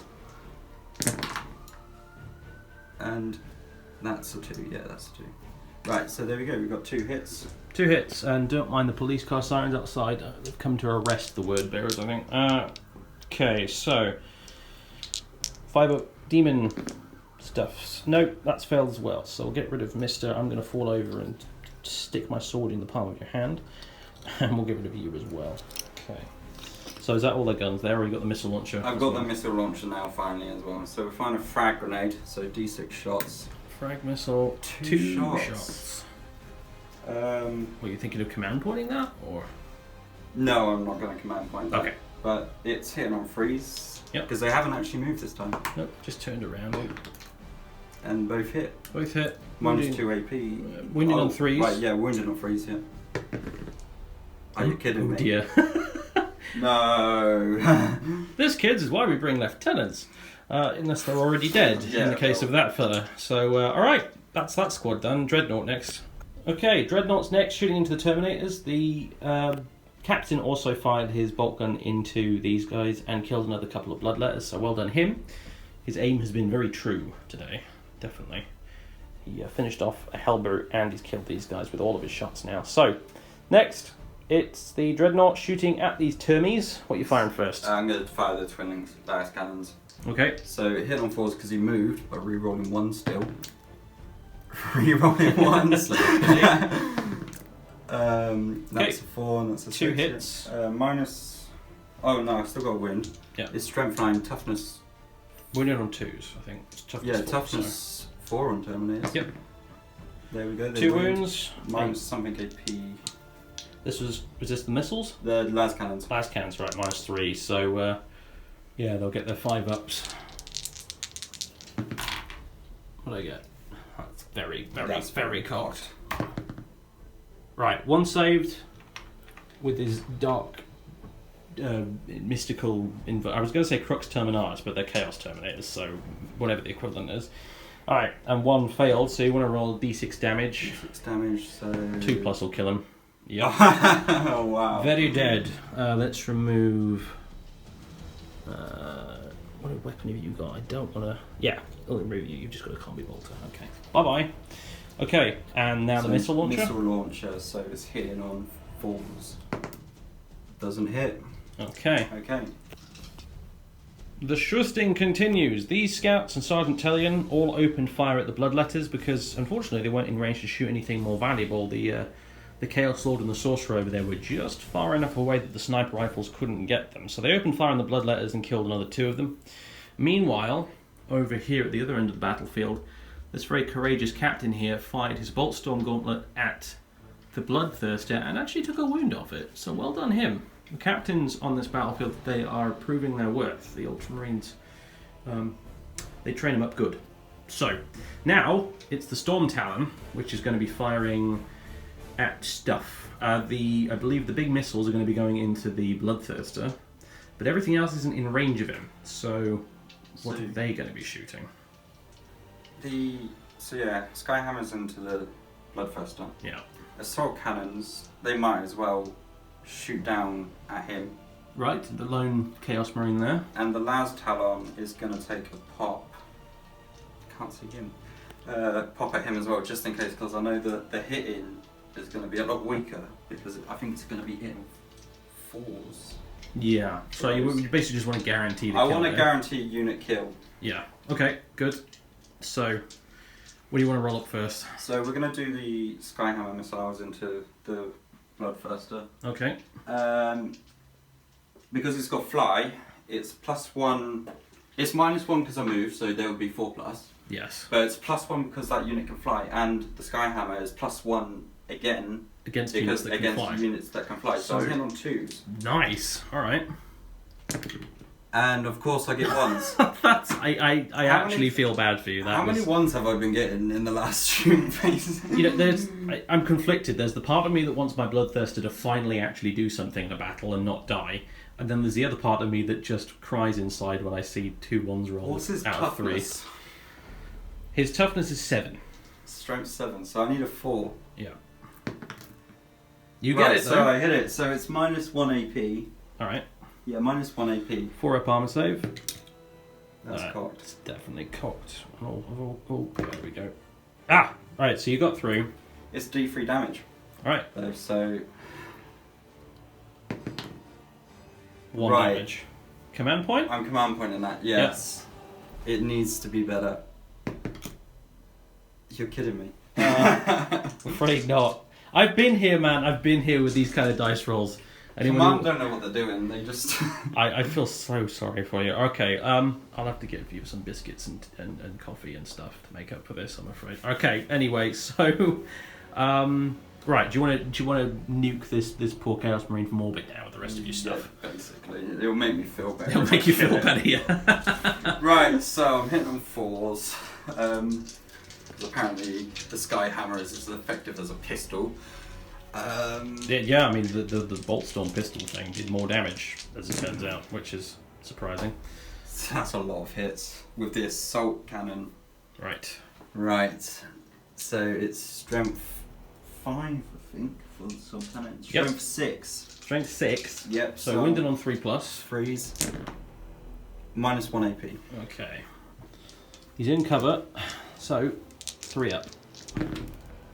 No, the Dark Gods protect him no longer. He finally falls. I feel a little bit better. Yeah. I feel a little bit better. It's a small consolation, but at least it's something. Okay. Finally, to round off the end of the shooting phase, this squad of intercessors is shooting at the possessed, and a stratagem has been used. Scions of Gun. Basically, it allows... You use it on an Ultramarines infantry unit, and they can reroll 1s to hit. If they're a troops choice, I believe, if they're a tactical squad or intercessors, they can reroll all failed hits. So that's going to be a bunch of bolt rifle shots coming in, rerolling all failed hits. So hit on freeze. That's cocked. I don't know if we're counting that one. Yeah, go for it. That's fine. Right, that one's a fail. That one's a fail. That's a fail. So that's pretty good otherwise. And 2. So 8 hit. 8 hit. And now wounded on 4s. Cocked. That's failed. So that's a good number. 5 saves for me to make. -1 AP. -1, so 5 4-ups incoming.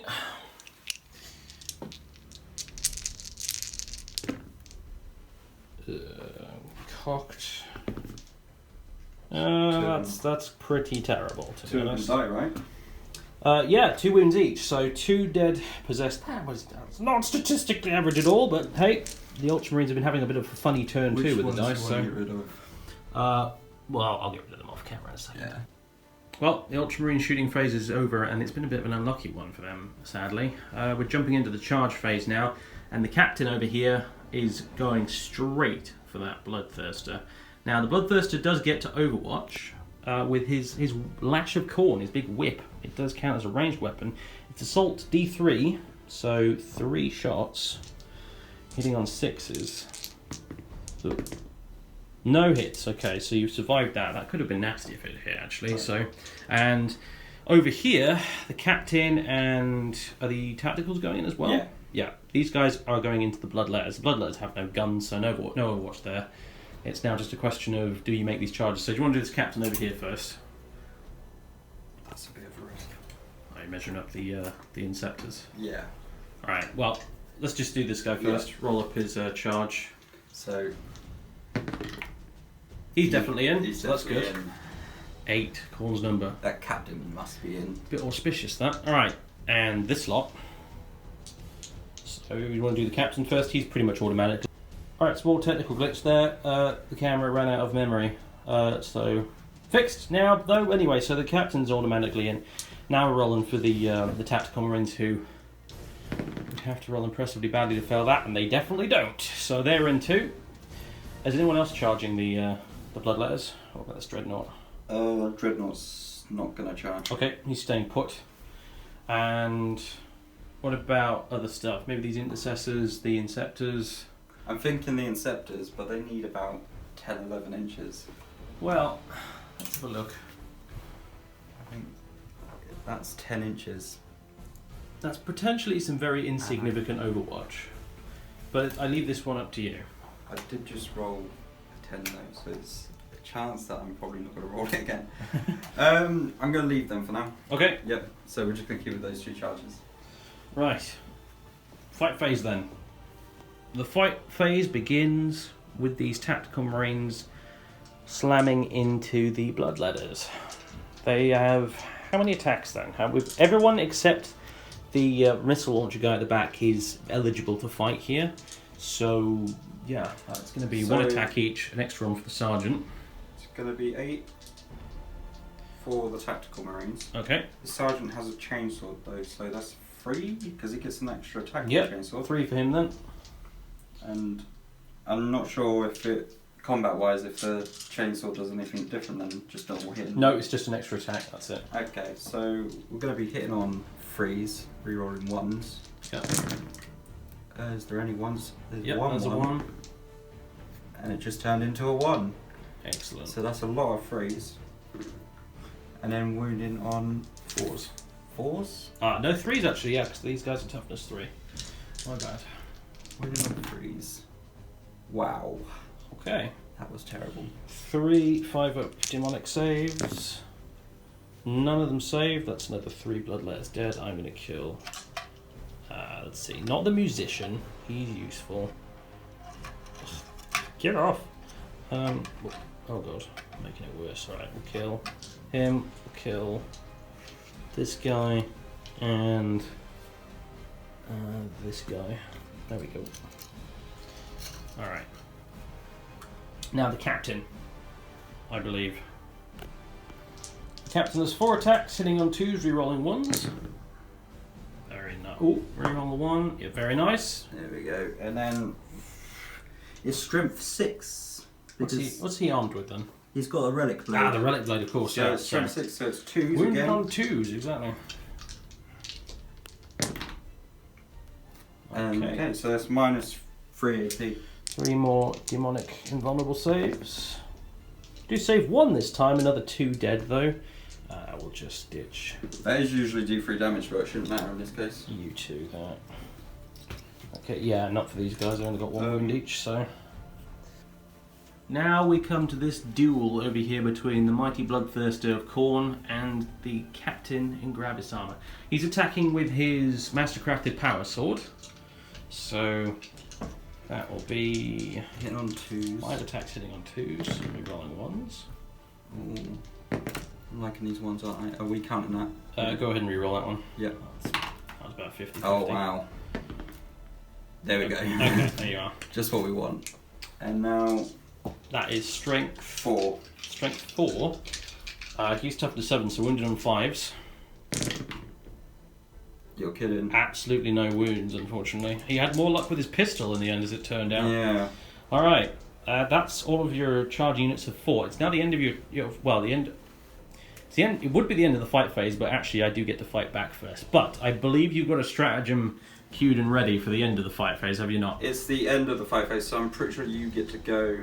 Yep, I'm going to be fighting back, and then if you're alive by the end of it, I'm sure the tactical marines probably will be. You'll get to use that, but we'll come to that in a minute on the chapter. It's a good stratagem, actually. Okay, the Bloodletters have piled in as best they can, and they're going to strike back. They were charged this turn, so their Khorne 8 rules apply, which means they get +1 strength and +1 attacks. So the leader gentleman here, who again I forget the name of. He has 3 attacks. These guys here, these 3 have 2 each, and he's too high up there to actually be able to get down there and fight anyone, unfortunately, even with the pile-in move. So, hitting on 3s now, not 2s, because there isn't more than 20 of them. Ooh, that's not brilliant, I've got to be honest. Alright, fine. And this will wound on 3s as well. Sorry, Mr. Terminator.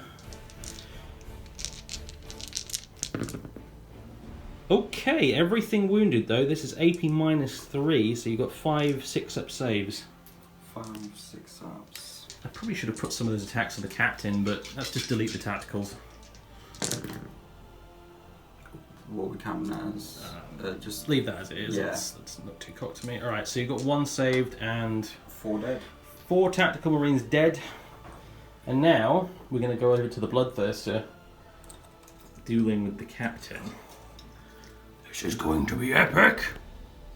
The Bloodthirster has had enough. His rage is just indescribable. It's impossible to put it into words, and I'm not even going to try.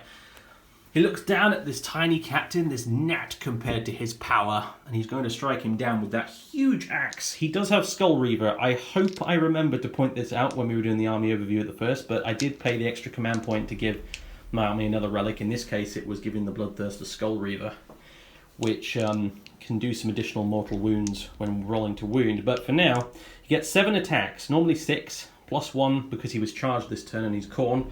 So 7 attacks, hitting on 2s, and these 6s to hit generate an extra hit. Not an extra hit roll, like with Death of the False Emperor, but an extra hit. Also, with Death of the False Emperor, I have kind of forgotten about it so far, but actually having gone back and looked at the footage, it never actually came into effect, really, because I killed everything that my word bearers were in combat with anyway, so whatever. And I'm sure somebody by this point has already commented, Death of the False Emperor, you moron!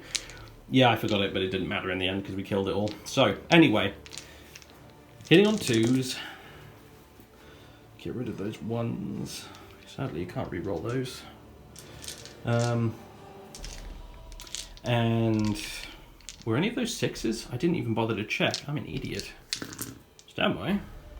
Alright, no 6s were rolled, luckily for me. And now it's going to be wounding on... Ooh... Strength 11 this, so wounding on 2s almost definitely. Yeah, your toughness 5. So, yeah, wounding on 2s. Any 6s to wound here with Skull Reaver will do D3 mortal wounds in addition to the normal damage. I think it's an addition. I'll have to double check if it happens, but yeah. Here we go. Wounded on 2s. No 6s. You were very lucky there.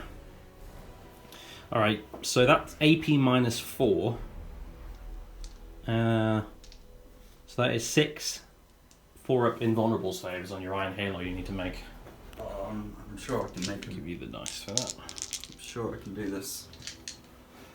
So, look at that. What a champ. Not bad. Courage and honour. So what did I say before we filmed this? I said, he's not going to die. I said he's not going to die. Yeah, you were pretty adamant about him being completely fine and that the Bloodthirster wouldn't touch him, and the Emperor protects, I suppose. My captains, they deserve their rank. There's a reason why they are captains. This Bloodthirster continues to disappoint me. But wait, there's more! The stratagem Honour the Chapter has been activated, and James has spent his last 3 command points to make the captain fight again against the Bloodthirster, this time using the Power Fist. So, okay. 5 attacks, hitting on 3s, rerolling 1s. I don't know if that's... Yeah, I'll give you that. That's yeah.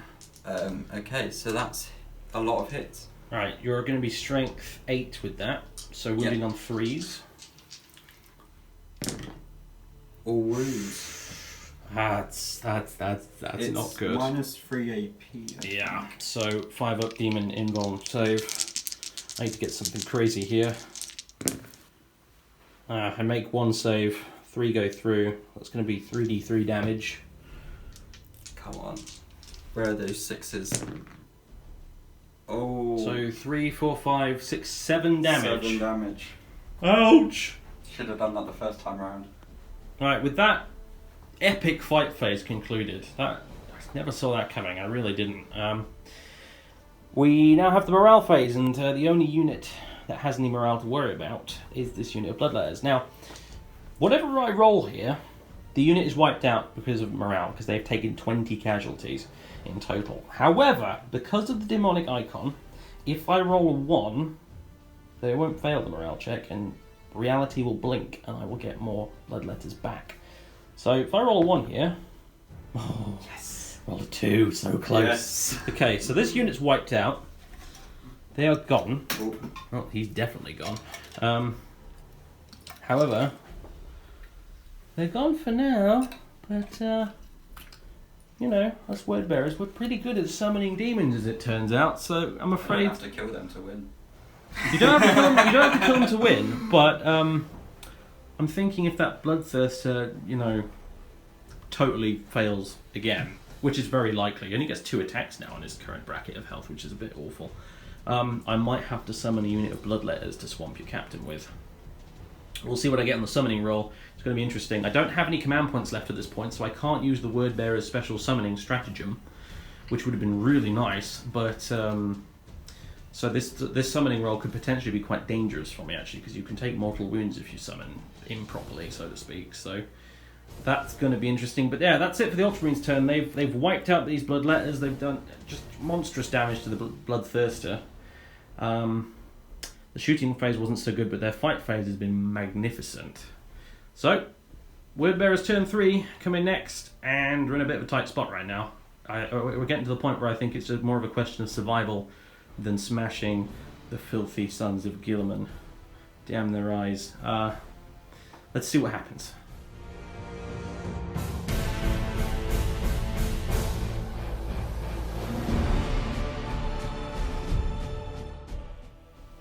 Alright, I think I said it was turn 3 at the end of the last clip. It's actually turn 2. Feels like it's been longer, but it's just turn 2. So, desperate times for the word bearers. It's only turn 2, and a lot of us are dead. We need to stay alive until the end of the game here, which at earliest could be turn 5. Latest could be much worse than that. So, this is what's happened. Terminators have moved this way, in the direction of the Tactical Marines and the Captain, and that Dreadnought. My Chaos Lord has advanced and moved up in this direction. These guys will get his reroll bubble for this turn. I'm heading in this general direction up here, actually, towards the Possessed, who have themselves moved up very quickly towards those Intercessors who they're going to charge in the fight phase, well, in the charge phase and the fight phase. Meanwhile, over here, this combat continues, obviously.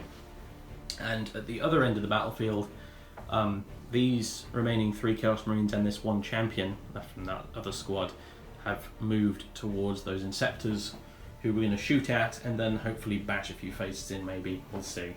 There was really nowhere else for them to run to. They are surrounded at this point. So self-preservation has really gone out the window, I think, now. There's not much else I could have done with them to keep them safe at this point. So they're just going to try and kill something before they inevitably get gunned down. So that's my movement with what I've got. Now, here's when fun things happen. So, at the end of the movement phase, a character that remains stationary, and you will note the sorcerer over here did remain stationary, he can do summoning. He can summon demons. And I can do this without paying any reinforcement points because it is narrative. So, summoning. I'm going to have to double check the rules on this one. But yeah, summoning. So the way summoning works is as follows. He stays still. He can, at the end of the movement phase, summon some demons. We roll 3 dice. And the total is the power level of the unit that I'm allowed to bring into play wholly within 12 inches of him and 9 inches away from the enemy. So, here we go. If I roll any doubles, I take a mortal wound. If I roll any triples, I take D3 mortal wounds. And unfortunately, I don't have any command points left, so I can't re-roll any of these individually, but also it means I can't use the Word Bearer stratagem, which prevents me from taking any damage and would allow me to re-roll any number of dice. It's a really nice stratagem for summoning demons, but I just don't have any command points left. So this sorcerer is going to temporarily forget everything he knows about demonic lore. I guess maybe he's trying to rush it or something and not taking the proper precautions. Who flipping knows? Narrative justifies somehow. Anyway, here we go. 3 dice. This will determine the power level of what I can summon. We got 6, 7, 8, 9, 10, 11. So let's see how many demons I can get for 11 power level. Probably not that many, but we'll see. Dark deeds have transpired. unspeakable words have been spoken in an impossible tongue, and with a crack of thunder, a rent in reality is torn open and 20 blood letters have emerged from it. Right here, and they're actually within charge distance, just, of those Marines over there, so that certainly is quite interesting. Of course, as I've said, these blood letters being alive at the end of the game won't count towards me winning or not. It rests on the word bearers model specifically. If I've got any demons alive at the end of the game and I have no word bearers left, I'll still lose because that's why I've decided to house rule it, because as I said, it doesn't really make much sense. If they're all the word bearers are gone, I think the demons will promptly disappear as well, I imagine. So yeah, that's not going to be much of a victory, but hey, reinforcements have arrived of the demonic variety. That's the end of my movement phase. Psychic phase next, and I need to think about what I'm going to do exactly. The psychic phase begins as follows. My sorcerer here is going to cast Prescience on these possessed over here. He doesn't actually have to have line of sight on them to do that, just a heretic Astartes unit within 18 inches. Because of the warp storm, this will manifest on a 6. So I decided to put it on them rather than the Terminators because I think putting Prescience on these possessed might tip the balance of this upcoming fight in my favour, whereas before I wasn't really so sure. So hopefully this will go off. Needing a 6. Well, that's... I think they're both cocked. I don't know. Yeah, I'd say they're both cocked. That was a poor roll. Alright, come on. Yes, good. Okay, we've got Prescience, so those possessed will be hitting on 2s in close combat. Now, after some careful measuring and line of sight and what have you, the Captain is the closest visible model to this Sorcerer versus the Intercessors over there. Which means I'm going to smite the Captain. So, manifesting on a 4 actually because of the Warp Storm. We've got a 1 and a slightly cocked 5. You happy for me to... Yeah, that's clearly a 5. Okay, good. Alright. So that goes off. D3 mortal wounds on the Captain. I didn't get the big smite, luckily, but hey. 2 mortal wounds on the Captain. So that's going to put him down to... how many? 4, I think. I think he has 6 wounds. Yeah, because he's a Primaris Captain, isn't he? So yeah. Okay, so he's got 4 wounds left. Psychic phase concluded. That was pretty good. The Prescience I was particularly happy about, actually. So now, shooting phase. First things first, the Bloodthirster can actually use his Lash Whip on the Captain. It can be fired at... It is a shooting weapon, and it can be fired at enemy units within an inch. And within an inch of friendly units and so on and so forth. So he can use the whip even though he's locked in close combat with the Captain. So this is going to be D3 shots for 1. Fantastic. You're still not really impressing me much, Mr. Bloodthirster. I've got to say, right, 1, it'll hit on a 4+ because of his degraded stats. It does hit though. It's strength user, which means this is going to be strength 7, so wounding on a 3+. It wounds. And it is, I'm checking the book right now, AP -3, damage D3. So I'm going to have to use my invuln rules. Yes, 4 up invuln. 4 up. No, your Iron Halo has failed you, finally. I don't know how many saves you made with it earlier, but that was preposterous.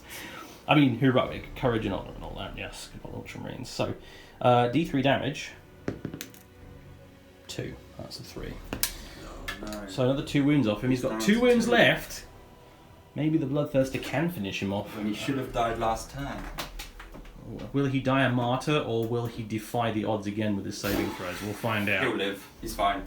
Well, Totally we fine. can quote him on it, folks. Let's see what happens. Anyway, so more shooting coming up next. Now we're moving to the other side of the table. We've got these Chaos Marines shooting at the Inceptors. I've already done the bolt gun and the bolt pistol on that champion there. Separately, they did absolutely nothing. They failed to wound dramatically. Now, we've got the Combi Plasma on the other champion and the Plasma gun on that Chaos Marine there. Rapid firing, 4 shots. They are overcharging. Rolls of a 1 will result in slain dudes. Hitting on 3s. We got a 1. We did get 2 hits though.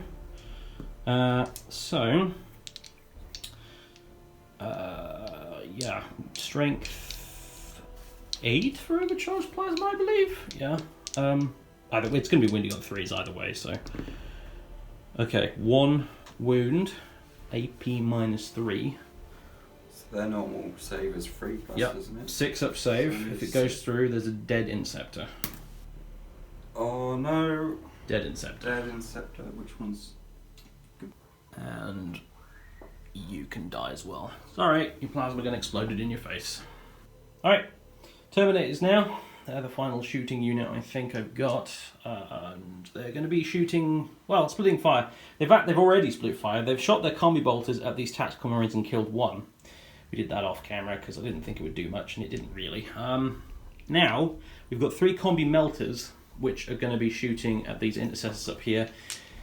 At the moment, they're out of range of this dreadnought. They can't see and are out of range of the Stormhawk. So at this point, it's a question of do I want to shoot melters at tactical marines or do I want to shoot melters at intercessors? And since intercessors are multi-wound models, I figured I'd shoot the melters at them. The plasma gun, the combi plasma at least, it's not technically a plasma gun, it's a combi plasma, it's going to rapid fire into the tactical marines. So we'll do the melters first. Hitting on the 3s, rerolling 1s. Reroll the 1. Excellent. 3 hits. Strength 8, so wounding on 2s. 3 wounds, AP -4. No saves for you guys. So, alright, let's roll these separately. D6 damage. Dead. Dead. Dead. Okay, 3 intercessors are blasted with melter guns. That definitely has tipped the fight in the possessed's favour. And the plasma gun over here, not overcharging because he doesn't need to. Rapid firing at these marines here. 2 shots. They both hit. And wounding on 3+. Both wound. AP -3. 2 6-up saves on the tactical marines. Up. Oh, I can do that, definitely. 2 6-ups. Close. Very close. Very close. Not enough. So another 2 tactical marines are dead as well. Alright, it's charge phase time. First up, Possessed, going into these intercessors. Overwatch coming their way now. So, 4 shots because of rapid fire. Is there any 6s? There's 1. 1 6, okay. 1 6. So wounding on a 4+, these guys are toughness 4. Come on, 4. Let's do it. No 4. Alright, so they're good. Let's just roll the charge anyway. Yep, they're definitely in. Meanwhile down here, we've got the Terminators and we've got the Bloodletters. I'm going to roll the Bloodletters up first. Because I'd prefer them to eat the Overwatch versus the Terminators.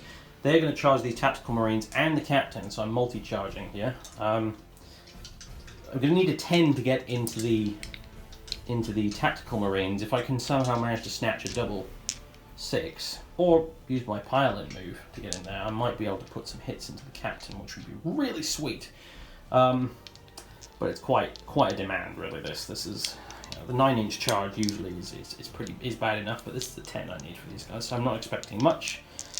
Let's just see if we get it. Nope, not even close. Alright, so you want to overwatch these guys? Yeah, we'll just do it just in case. Right, black dice are the Rerolling 1s. mastercrafted bolt guns, the reds are the regulars. 1 hit with the regular bolt guns. Oh, that's easy then. Wounds on a 3. And it wounds. Wounds, 5-up demon save. Nope. Demon dead. Bye-bye. Alright. Alright, guess now it's going to be the Terminators. They need an 8 to get in, bare minimum. I would like more than that, though, so I can get around and punch the captain if possible. So, here we go. No, they got a 5. That is pathetic. That is terrible. So you charge both of them again? Yeah, it's yeah, same Overwatch again, basically. So, 6s. Rerolling 1s. No. Right, 2 hits with the regular bolt guns, 4+ to wound. The mastercrafted bolt gun in black has an AP -1. So Right. 2 wounds. In either case, to be fair, it's going to be a 5-up invulnerable demon save anyway. So, oh no, sorry, it'll be Terminators, not Bloodletters. So you've got a 2+ on the normal and then a 3+. So. Alright, on the normal. Really? Really? Alright, and the 3+. Oh, okay. There we go. Alright, so one of these Terminators is going to take a wound. These Terminators have 2 wounds now, right? At least they have that. Let's stick it on you. Okay. Alright, both charges failed. fantastic. The Possessed made it in though, and we still have the Bloodthirster confrontation to deal with.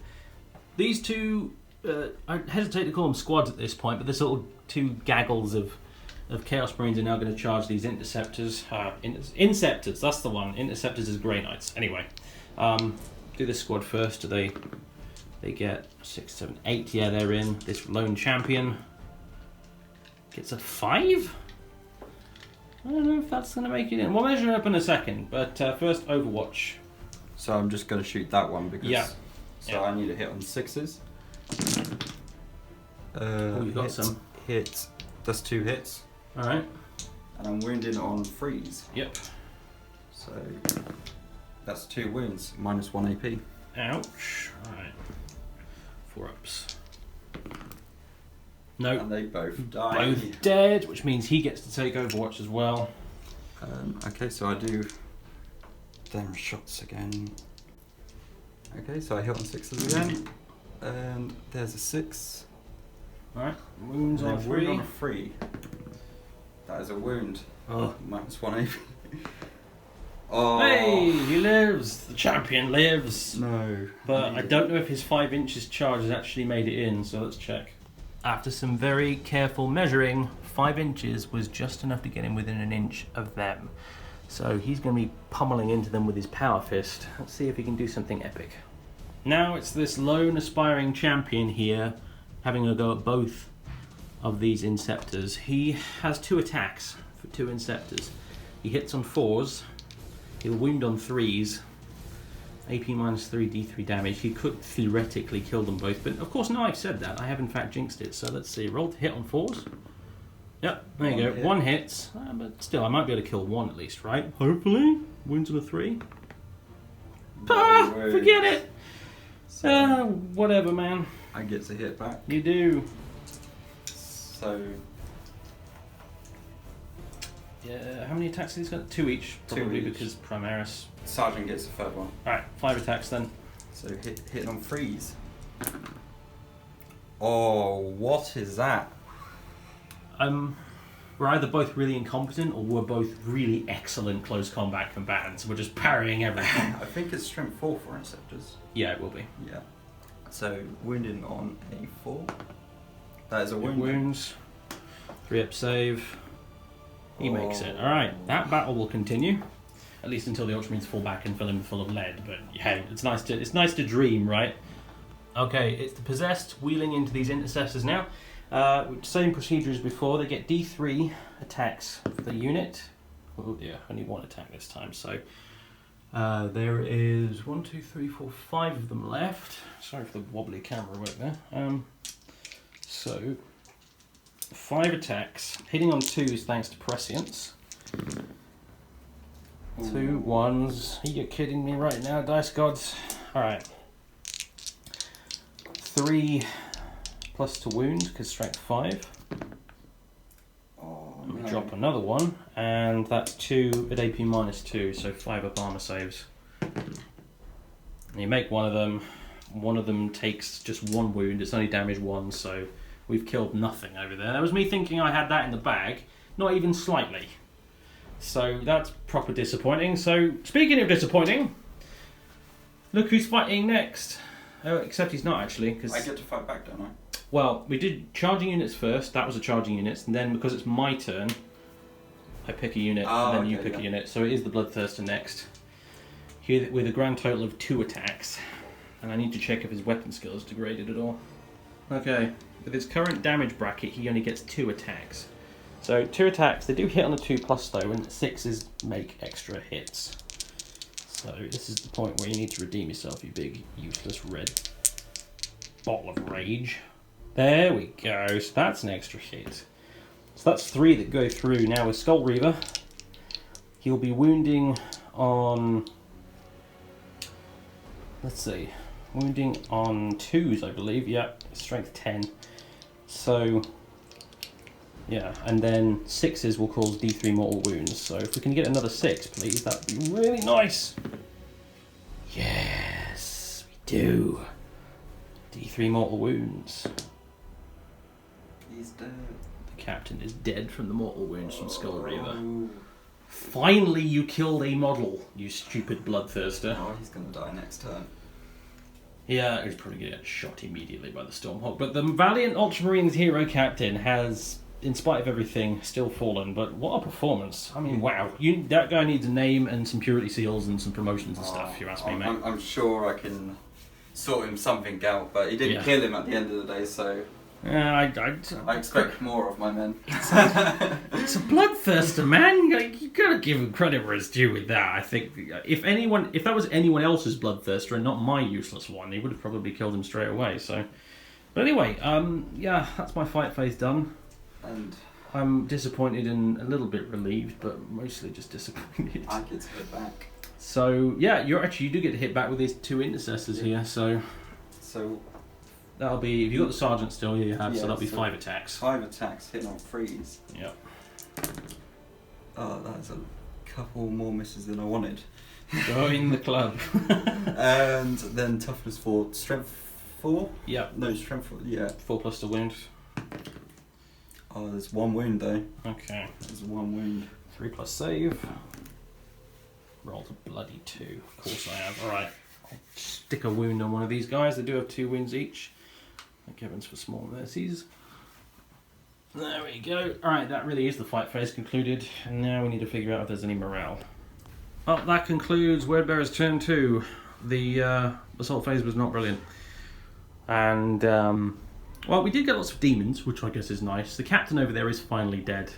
So there are a few little victories here and there. But there's, again, not much left of us on the table to speak of. And we need to keep surviving for it.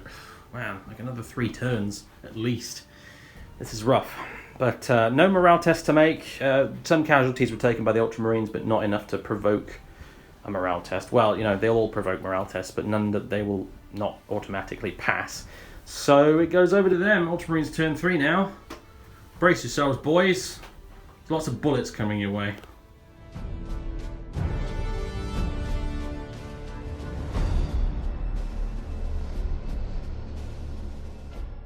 The Ultramarines movement phase is complete. It's turn 3, and things are looking super bad for the Wordbearers. So we've had more movement from the intercessors. These tactical marines have advanced forward towards the enemy.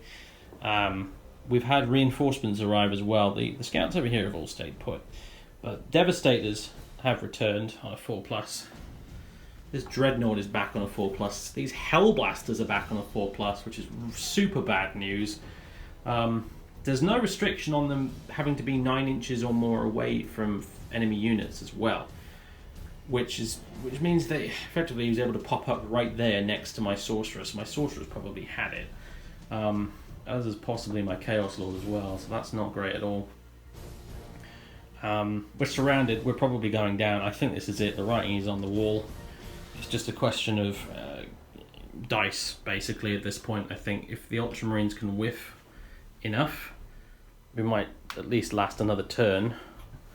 But at this point, yeah, if I have any characters surviving into the next turn, I could theoretically summon more demons. The only problem with that is I don't have enough models. I'm using pretty much all of my demon models on the table right now. So, yeah, that's not great either. But we're going to go ahead into the shooting phase anyway, and we're just going to brace ourselves. But there's not a lot of Wordbearer models left on the table. I think that's the sum total of them right there. That plus the aspiring champion over there, and of course the Inceptors that remain have fallen back over here and are probably going to riddle him with bullets as well. So yeah, it's not good. I mean, it's great if you're a loyalist, of course. Not so great if you're a worshipper of chaos, a filthy heretic like myself today. So, shooting phase coming up. Alright, so first up, my Chaos Sorcerer in Terminator armor is basically about to be executed by firing squad. These Hellblasters put everything into him. Are you overcharging these? I am overcharging those. You are overcharging these. I'm going to take the risk. To add insult to injury. Okay, well, here we go. Right, so I'm going to hit on freeze. Look at those ones. Yes! Look at the those dark ones. gods curse you. 2 of them are going to die once they're done, which I'm happy with, because look at those hits. You've actually got another one there. I didn't roll that dice, that's part of your... Oh, right, of course it is, yeah, sorry. Okay, and it's strength 8 because I'm overcharging, so it's actually hit wounded on 2s because you're toughness 4. Yep, that is true. So 1 failed to wound, the rest so that has gone is through. 7 wounds at minus 4 AP. Okay, so basically 7 5 up and vulnerable saves. I think you're a dead meat, mate. He makes 1, 2, 3, 4 But of them. it's 3 through and they're all 2 damage. But exactly, so 2, 4, 6 damage. He is in fact removed, in spite of a very good roll actually there. that to was be actually fair. really good. It's a shame he didn't have a 4 up invuln, otherwise he would have been totes fine. But yeah, he's gone. So, But 2 of mine have died now. yeah, 2 of them So are if you dead. take the back So 2. get rid of the guys at the back there. You paid a price for that, but it was probably worth it. I think it's worth it. I'm happy with. That is 1 less character that could summon demons, and it's also a psyker removed as well. So that was honestly pretty good. That's a fair exchange. Any day of the week. Right, what are you doing next? I'm going to do then, in that case, the multi-melter from the Dreadnought and the Stormbolter are going to go into your Warlord, I think that is. My Chaos Lord, yep. Okay. So multi-melter, is that just 1 shot? Yes, it is. So hitting on 3 this time. You probably count as having moved coming on from reserve, so it'll be a 4 plus. 4, yep. I'm happy with that. Oh, I'm not happy with that anymore. Yes! I'm lucky there, very and lucky. the Stormbolter into him as well. So it's rapid fire. Okay. So I'm pretty sure it's 12 inches. Yeah, You can have 4 shots. 4 shots hitting on 3s because I'm just not a heavy weapon. Yeah. And 3 hits. Wounding on 4s. Oh, I'm happy with that. 4s, that's 1 wound. Alright, 1 wound. I get a 2 plus armor save. He does pass it. Okay, it's going to take more than Stormbolts to bring me down. Oh, I shouldn't tempt fate there actually, because there will be more than Stormbolters incoming pretty soon. Alright, what next? Next, we're just going to do the Terminators into your Possessed, are they called? Yeah. Possessed, so I need 20 dice because they will be within rapid fire as well. Yes, they will. I'm gonna need. And those possessed aren't quite all in cover either, so they're not going to get benefit of cover, which is going to sting, I think. Definitely. I hope so at least. Alright, you ready to go? So we're gonna hit on 3s. Okay. Oh no, that's a lot of whiffs. Or is it? No, it's not. It's not the worst. That's pretty good actually, mate. Yeah. That's a lot of 6s in there. Alright, that was wounded on 4s. We've got 1, 2. 1 cop dice there. So reroll that one. And 1 down there. Oh, that was a hit before. I'm pretty yeah, sure. no, it's okay. It's all on camera. So these are all saves that you've got to make at your normal save. Brilliant. Alright, 3 pluses. Let's do this. Move these dice out of the way. Ruh-roh. Okay, 1, 2, 3, 4 failed. So this guy at the back dies with 1 wound left, and another 2 will kill this guy, and another 1 will put this last one on 1 wound. So where's the one? There it is. Trying to do this through a camera lens is tough, you know. All right. And now to finish them off, the intercessors are going to unload their bolt rifles into them as well. They're going to be hitting on 4s though, I think. Or the Ultramarine tactic. Yeah, you fall back and you can still shoot, but at a -1, so you're hitting them 4s. Hitting on 4s. That's a 2. 1 hit then. 1 hit, so wounding on 4s. Plus. No No wounds. wound. Okay, that did nothing. Oh, I'm That's not nice happy at least. about that. Okay, what next? Shots, we're going to have to shoot these 2 at him, this lone guy. Hopefully we can run by and kill him. These interceptors shooting this fellow, hitting on 4s because they also fell back. Alright, okay. There's still certainly enough to kill 1 guy, but It's wounding on 3s though this time because they're strength 5. Oh, What is that about? -1 AP. 1 4-up save, 50-50 chance of him living or dying.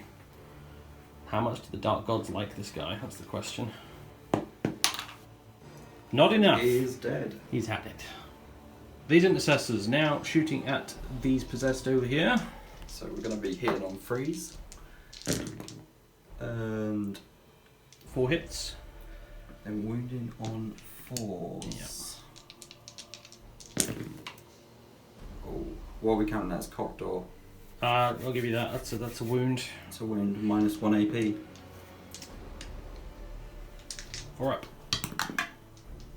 And He lives! Alright. They're proving difficult to eradicate, these possessed, weirdly enough. They shouldn't be, but they are. Devastator's up next. Heavy bolter shooting at the demons, everything else shooting at the terminators. The Armorium Cherub is being used, and the Sergeant's Auspex thingy is being used as well to reload. Right, it's the other way around. The Cherub's reloading the Heavy Bolter, and the Auspex thing is being used on the Heavy Bolter as well. So, Heavy Bolter will fire twice, hitting on 2s. Everything else is going at the termies, so... I'm just going to quicken this up and roll all of the heavy bolter shots now. Okay. So hit on 2s, they all hit. Good. And Wounded on 3s. Actually, yeah, no, 3s. wounded on 3s. And 4 hits. 4 hits. 4 demon saves. I made 3 of them. I only dropped 1 demon. What? I mean, I don't care about the demons. I need the word bearers to stay alive. But okay. So next, it's all the las plaid stuff, right? Right. Yep. So I'm going to do the plasma cannon. D3 shots. That's 3 shots. Hitting on 3s. Mm-hmm. Oh, actually, with heavy weapons. They do count as having moved. That is true. So you probably should have only hit on 3s back then, not 2s. With the heavy bolter, yeah. But I think there was a 2 in there, but it was like 1. So, and since you only killed 1 bloodletter, I'll let it slide. Okay then. So, Sorry. So hitting on 4s. 1 hit. Alright. Strength 7 for a plasma cannon, I think. Yeah, assuming you're not overcharging. So I'm not overcharging, no. Wounding on a 3 then. Wounded on a 3. That is a wound. Alright. -3. On a Terminator, gives you a 5 up.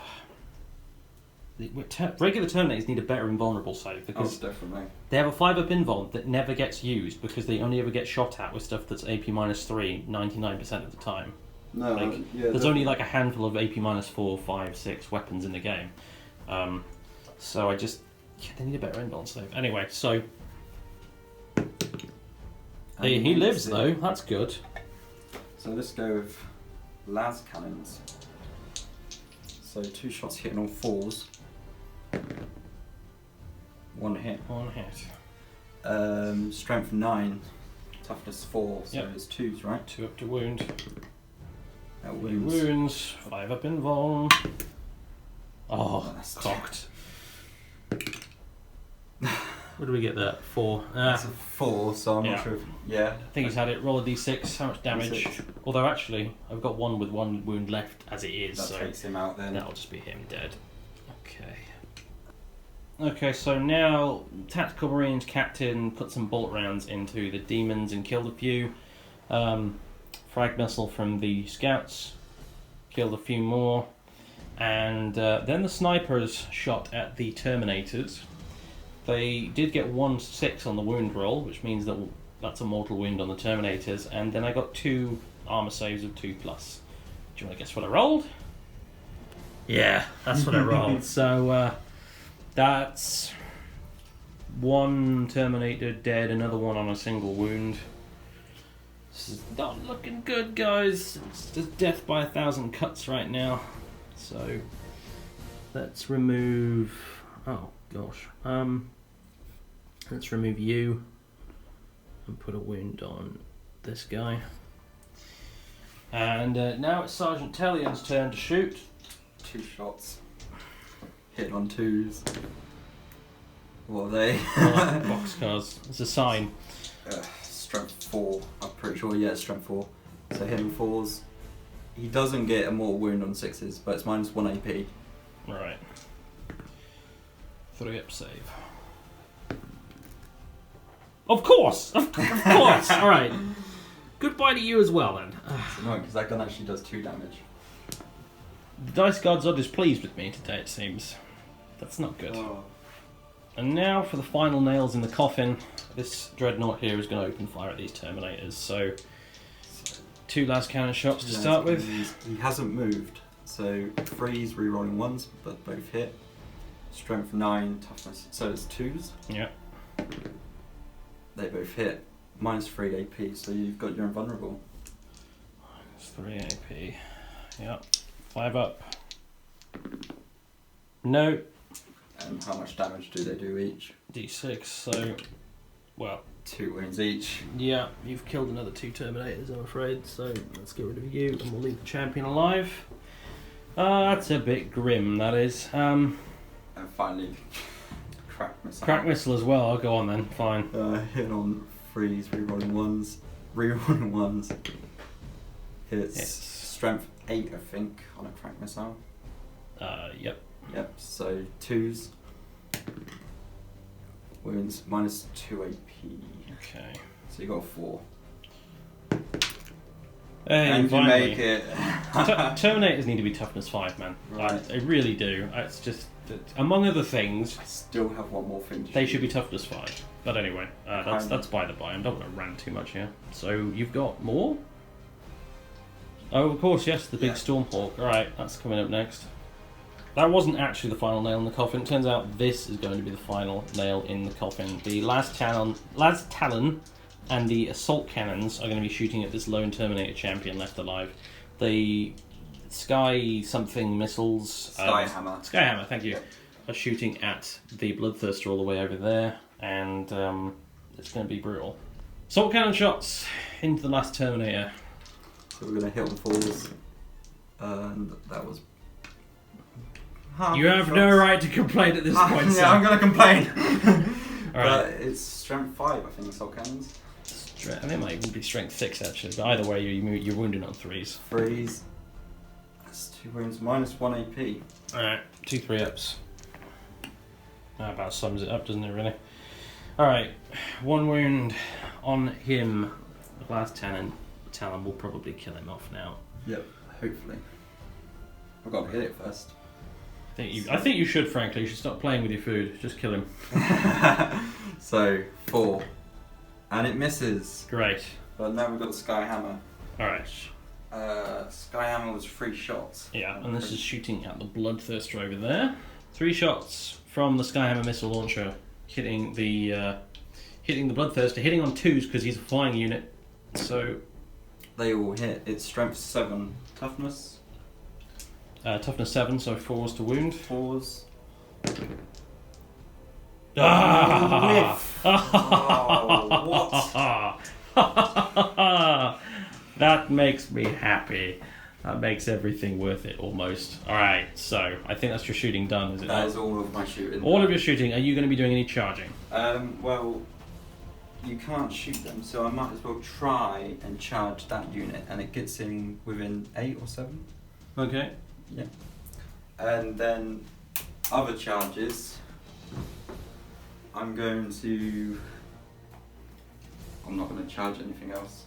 Okay, I was going to say that would probably be suicide. Not that you have much to worry about at this point, but I don't think Ultramarines are quite that willing to sell their lives so cheaply. So, yeah, let's do this charge over here with the Terminators then. So, what did we agree? Was it 8, wasn't it? I think. Yeah. And they're in. They're in. So 9 inches. Alright, the Terminators are in. Power fists first, let's go. Hit on 4s. Oh, that's a lot of missed. That's 5 hits missed. Alright. But wounding, because it's ×2, they're wounding on 2+. 2s. All wound, -3 AP. Alright. You do get a 5-up demon save, one of the benefits of being possessed. 1 saved, 2 don't get saved. So these are So D3. one of them is going to be dead as it is from the first D3 because he's only got 1 wound left, and then D3 for the second. That's a 2, so another one is killed. Yeah, another one's dead. And then finally we're going to do the captain, the sergeant, with his power sword. He's got 3 attacks. Yep. Hit on 3s. Yeah.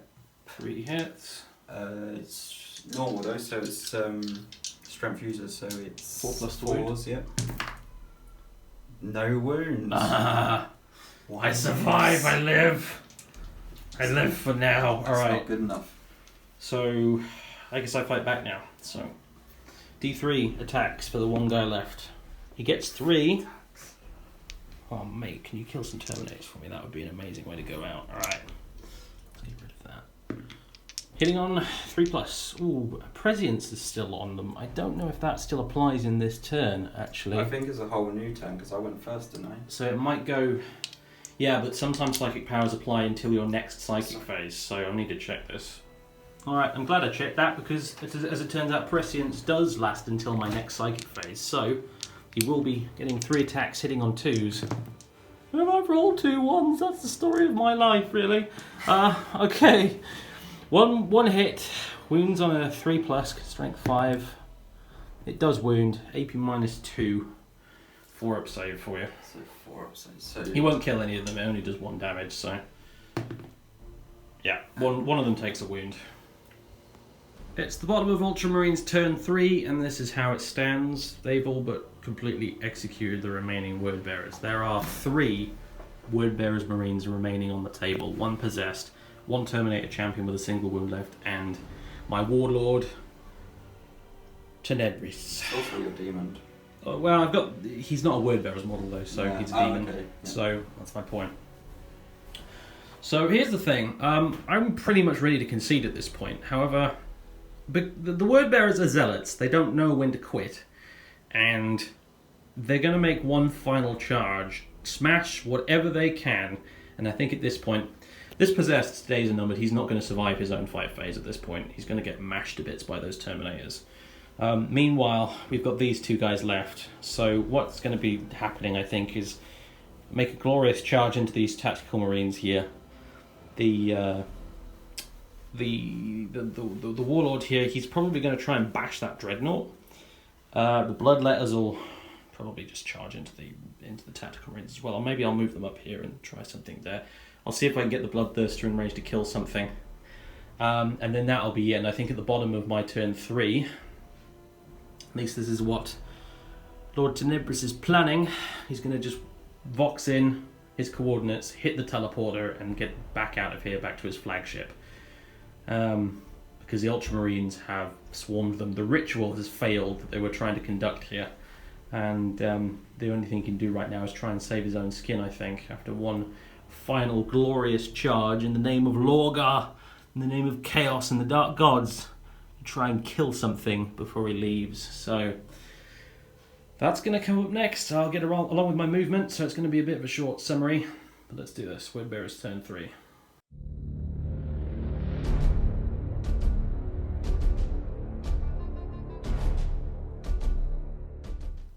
Alright, it's Word Bearers turn 3. It's a moving and shooting summary. The following has happened. This Terminator champion who's moved over here, he's going to probably multi-charge these tactical marines and the captain, or maybe just even charge the captain, honestly.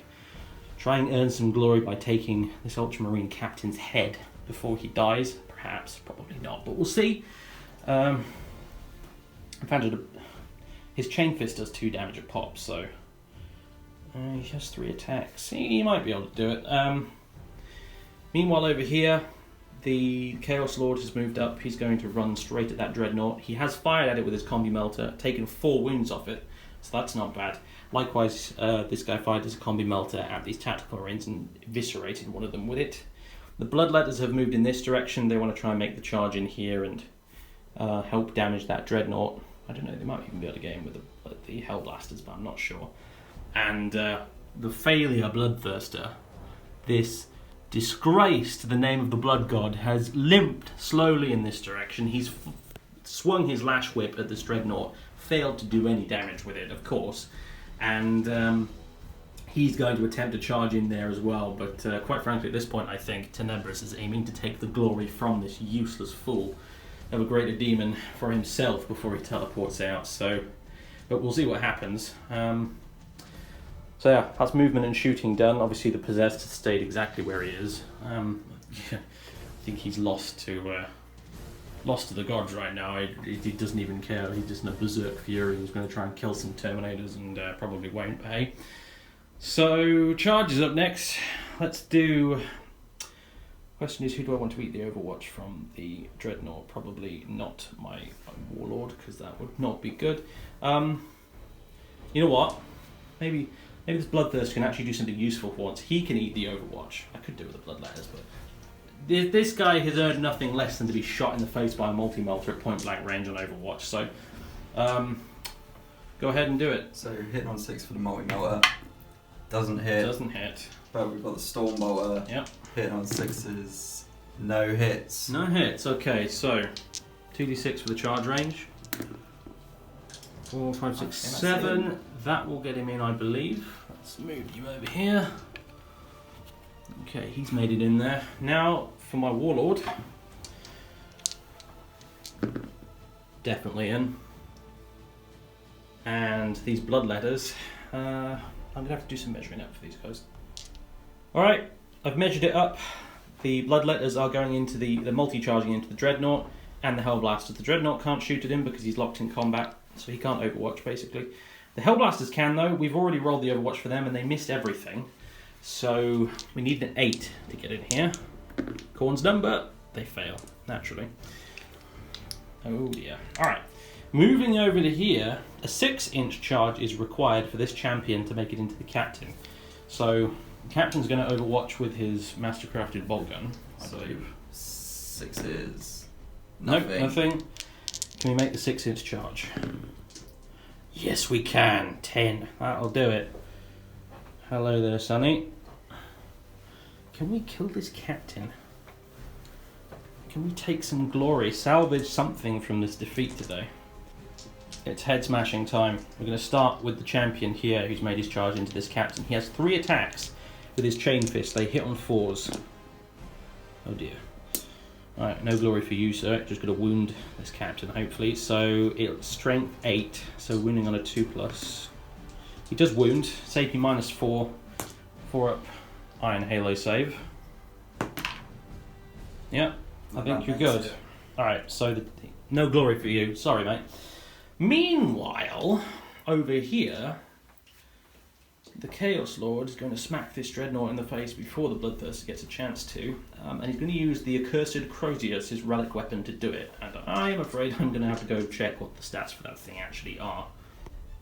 Okay, so 4 attacks with the captain. Chaos Lord, not a captain. What am I talking about? He might have been a captain once upon a time, 10,000 years ago, but not anymore. 4 attacks with the Accursed Crozius. These will hit on 2s, re-rolling 1s. They all hit. And it's strength 6, it's strength +2, so 6 in total.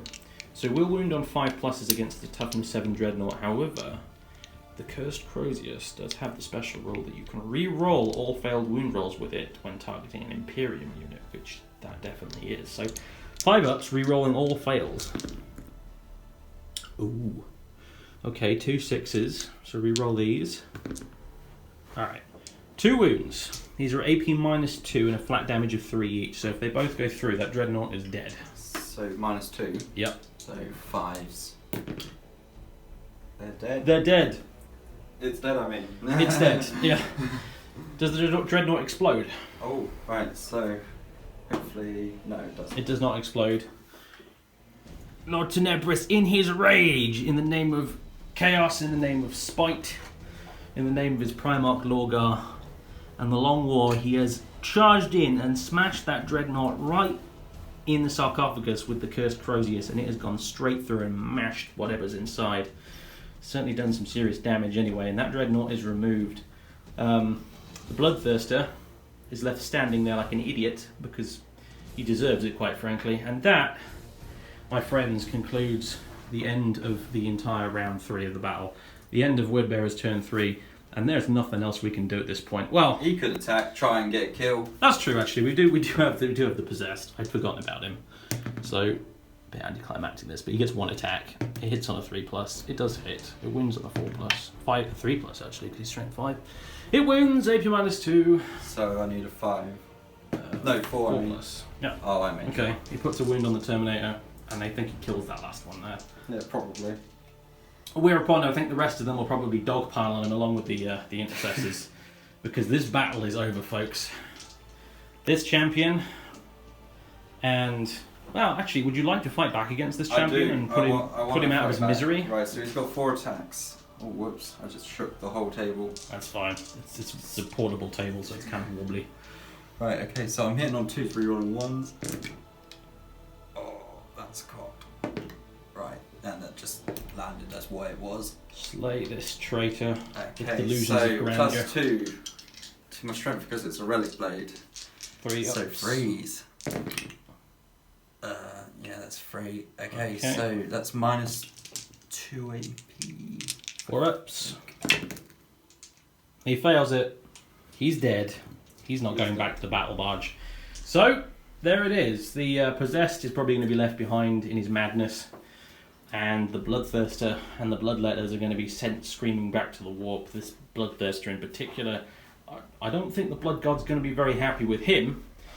And Lord Tenebris alone, sole survivor of the force he brought here today to this ruin to conduct this unholy ritual, he teleports back to his own battle barge, enraged and slightly ashamed, I imagine, but he's not done yet. He probably disappears into the teleport flare, muttering under his breath, "This isn't over." Because I imagine there's going to be a rematch here one of these days. There's definitely going to be a rematch. Yeah, this isn't done. It's never over A between these rematch two where armies. it's a bit more evenly matched. Possibly, yeah. So, yeah, this scenario, we were talking about off camera, and I basically decided it was probably going to go one of 2 ways. Either I would kill enough Ultramarines that I could sort of, have a unit hiding around somewhere, basically with him unable to kill it by the time the game time ran out. Or it was going to be a complete massacre and the Wordbearer units were going to be killed. To be fair, house ruling that only the Wordbearer models counted and not the demons is possibly my undoing. And we could probably get another turn or 2 out of this otherwise, because even if the Bloodletters die or the Bloodthirster dies, I could summon more stuff with just him left. But even then, it's a bit of a stretch. But I wouldn't have it any other way, honestly, because I just think that it just makes more sense this way. I don't think the demons, the temporal beings that they are, that they can only remain in the physical realm for very short periods of time, who were quite frankly probably being summoned by some part of the ritual that was being conducted here. It just doesn't make sense for them to count as winning units for me, so that's the way we've done it. So it is a Wordbearer loss for today. The Ultramarines are victorious in their long, ongoing, hated feud with the Wordbearers that has gone on ever since Calth. For them, at least. It's gone on ever since Monarchia for the Wordbearers, and they never forgive that particular atrocity. So, that's it. This isn't over between these 2 armies. It probably won't be until Terra itself falls someday. But for now, the Wordbearers are going to abandon this warp-infested planet for somewhere else, probably to retreat into the Eye, gather some more reinforcements, and then strike back again. But yeah, I would like to say thanks very much, James, for coming down to play with me today. This has been a very cool battle. It felt somewhat one-sided, but I had a lot of fun, actually. It was good fun. It was good fun having a successful army, I think. Yeah. I think, to be honest, turn 1 was brutal for you. My first shooting phase. I think if it wasn't so successful, it might have gone a bit differently. Maybe. Yeah, if I'd gotten turn 1, it would have been very different. I had a lot of stuff in range to get very easy charges on turn 1. I could have brought in all of the demons, the Terminators, everything could have been here on turn 1, ready to just pile in and charge right into your faces from the get-go. And that would have made probably a huge difference. But as it was, I had to take all of that shooting. My guys in these ruins here. I lost the Mauler Fiend in turn 1. And your grid. And my Hellbird as well. Yeah, those were 2 units that would have really helped. So that's what happens. There's a 50-50 chance of who goes first with this scenario, and I didn't get it. So, fair enough. Them's the dice. It is a dice game at the end of the day. So, that's it, folks. I think we're done here. Thank you very much for watching if you've made it all the way through this. And I will see you again next time with another Battle Report video at some point in the near future. I think it's probably going to be early September the next one is out by. And in the meantime, I will be working on those tutorial videos I talked about. on how to play the basics of 40k, and also I will be putting up a painting tutorial or two in the near future as well, particularly one for my Adeptus Custodes, since I've had a lot of requests for that one from various people. So that's going to be a thing too. But anyway, thank you very much for watching, everybody, and I'll catch you next time.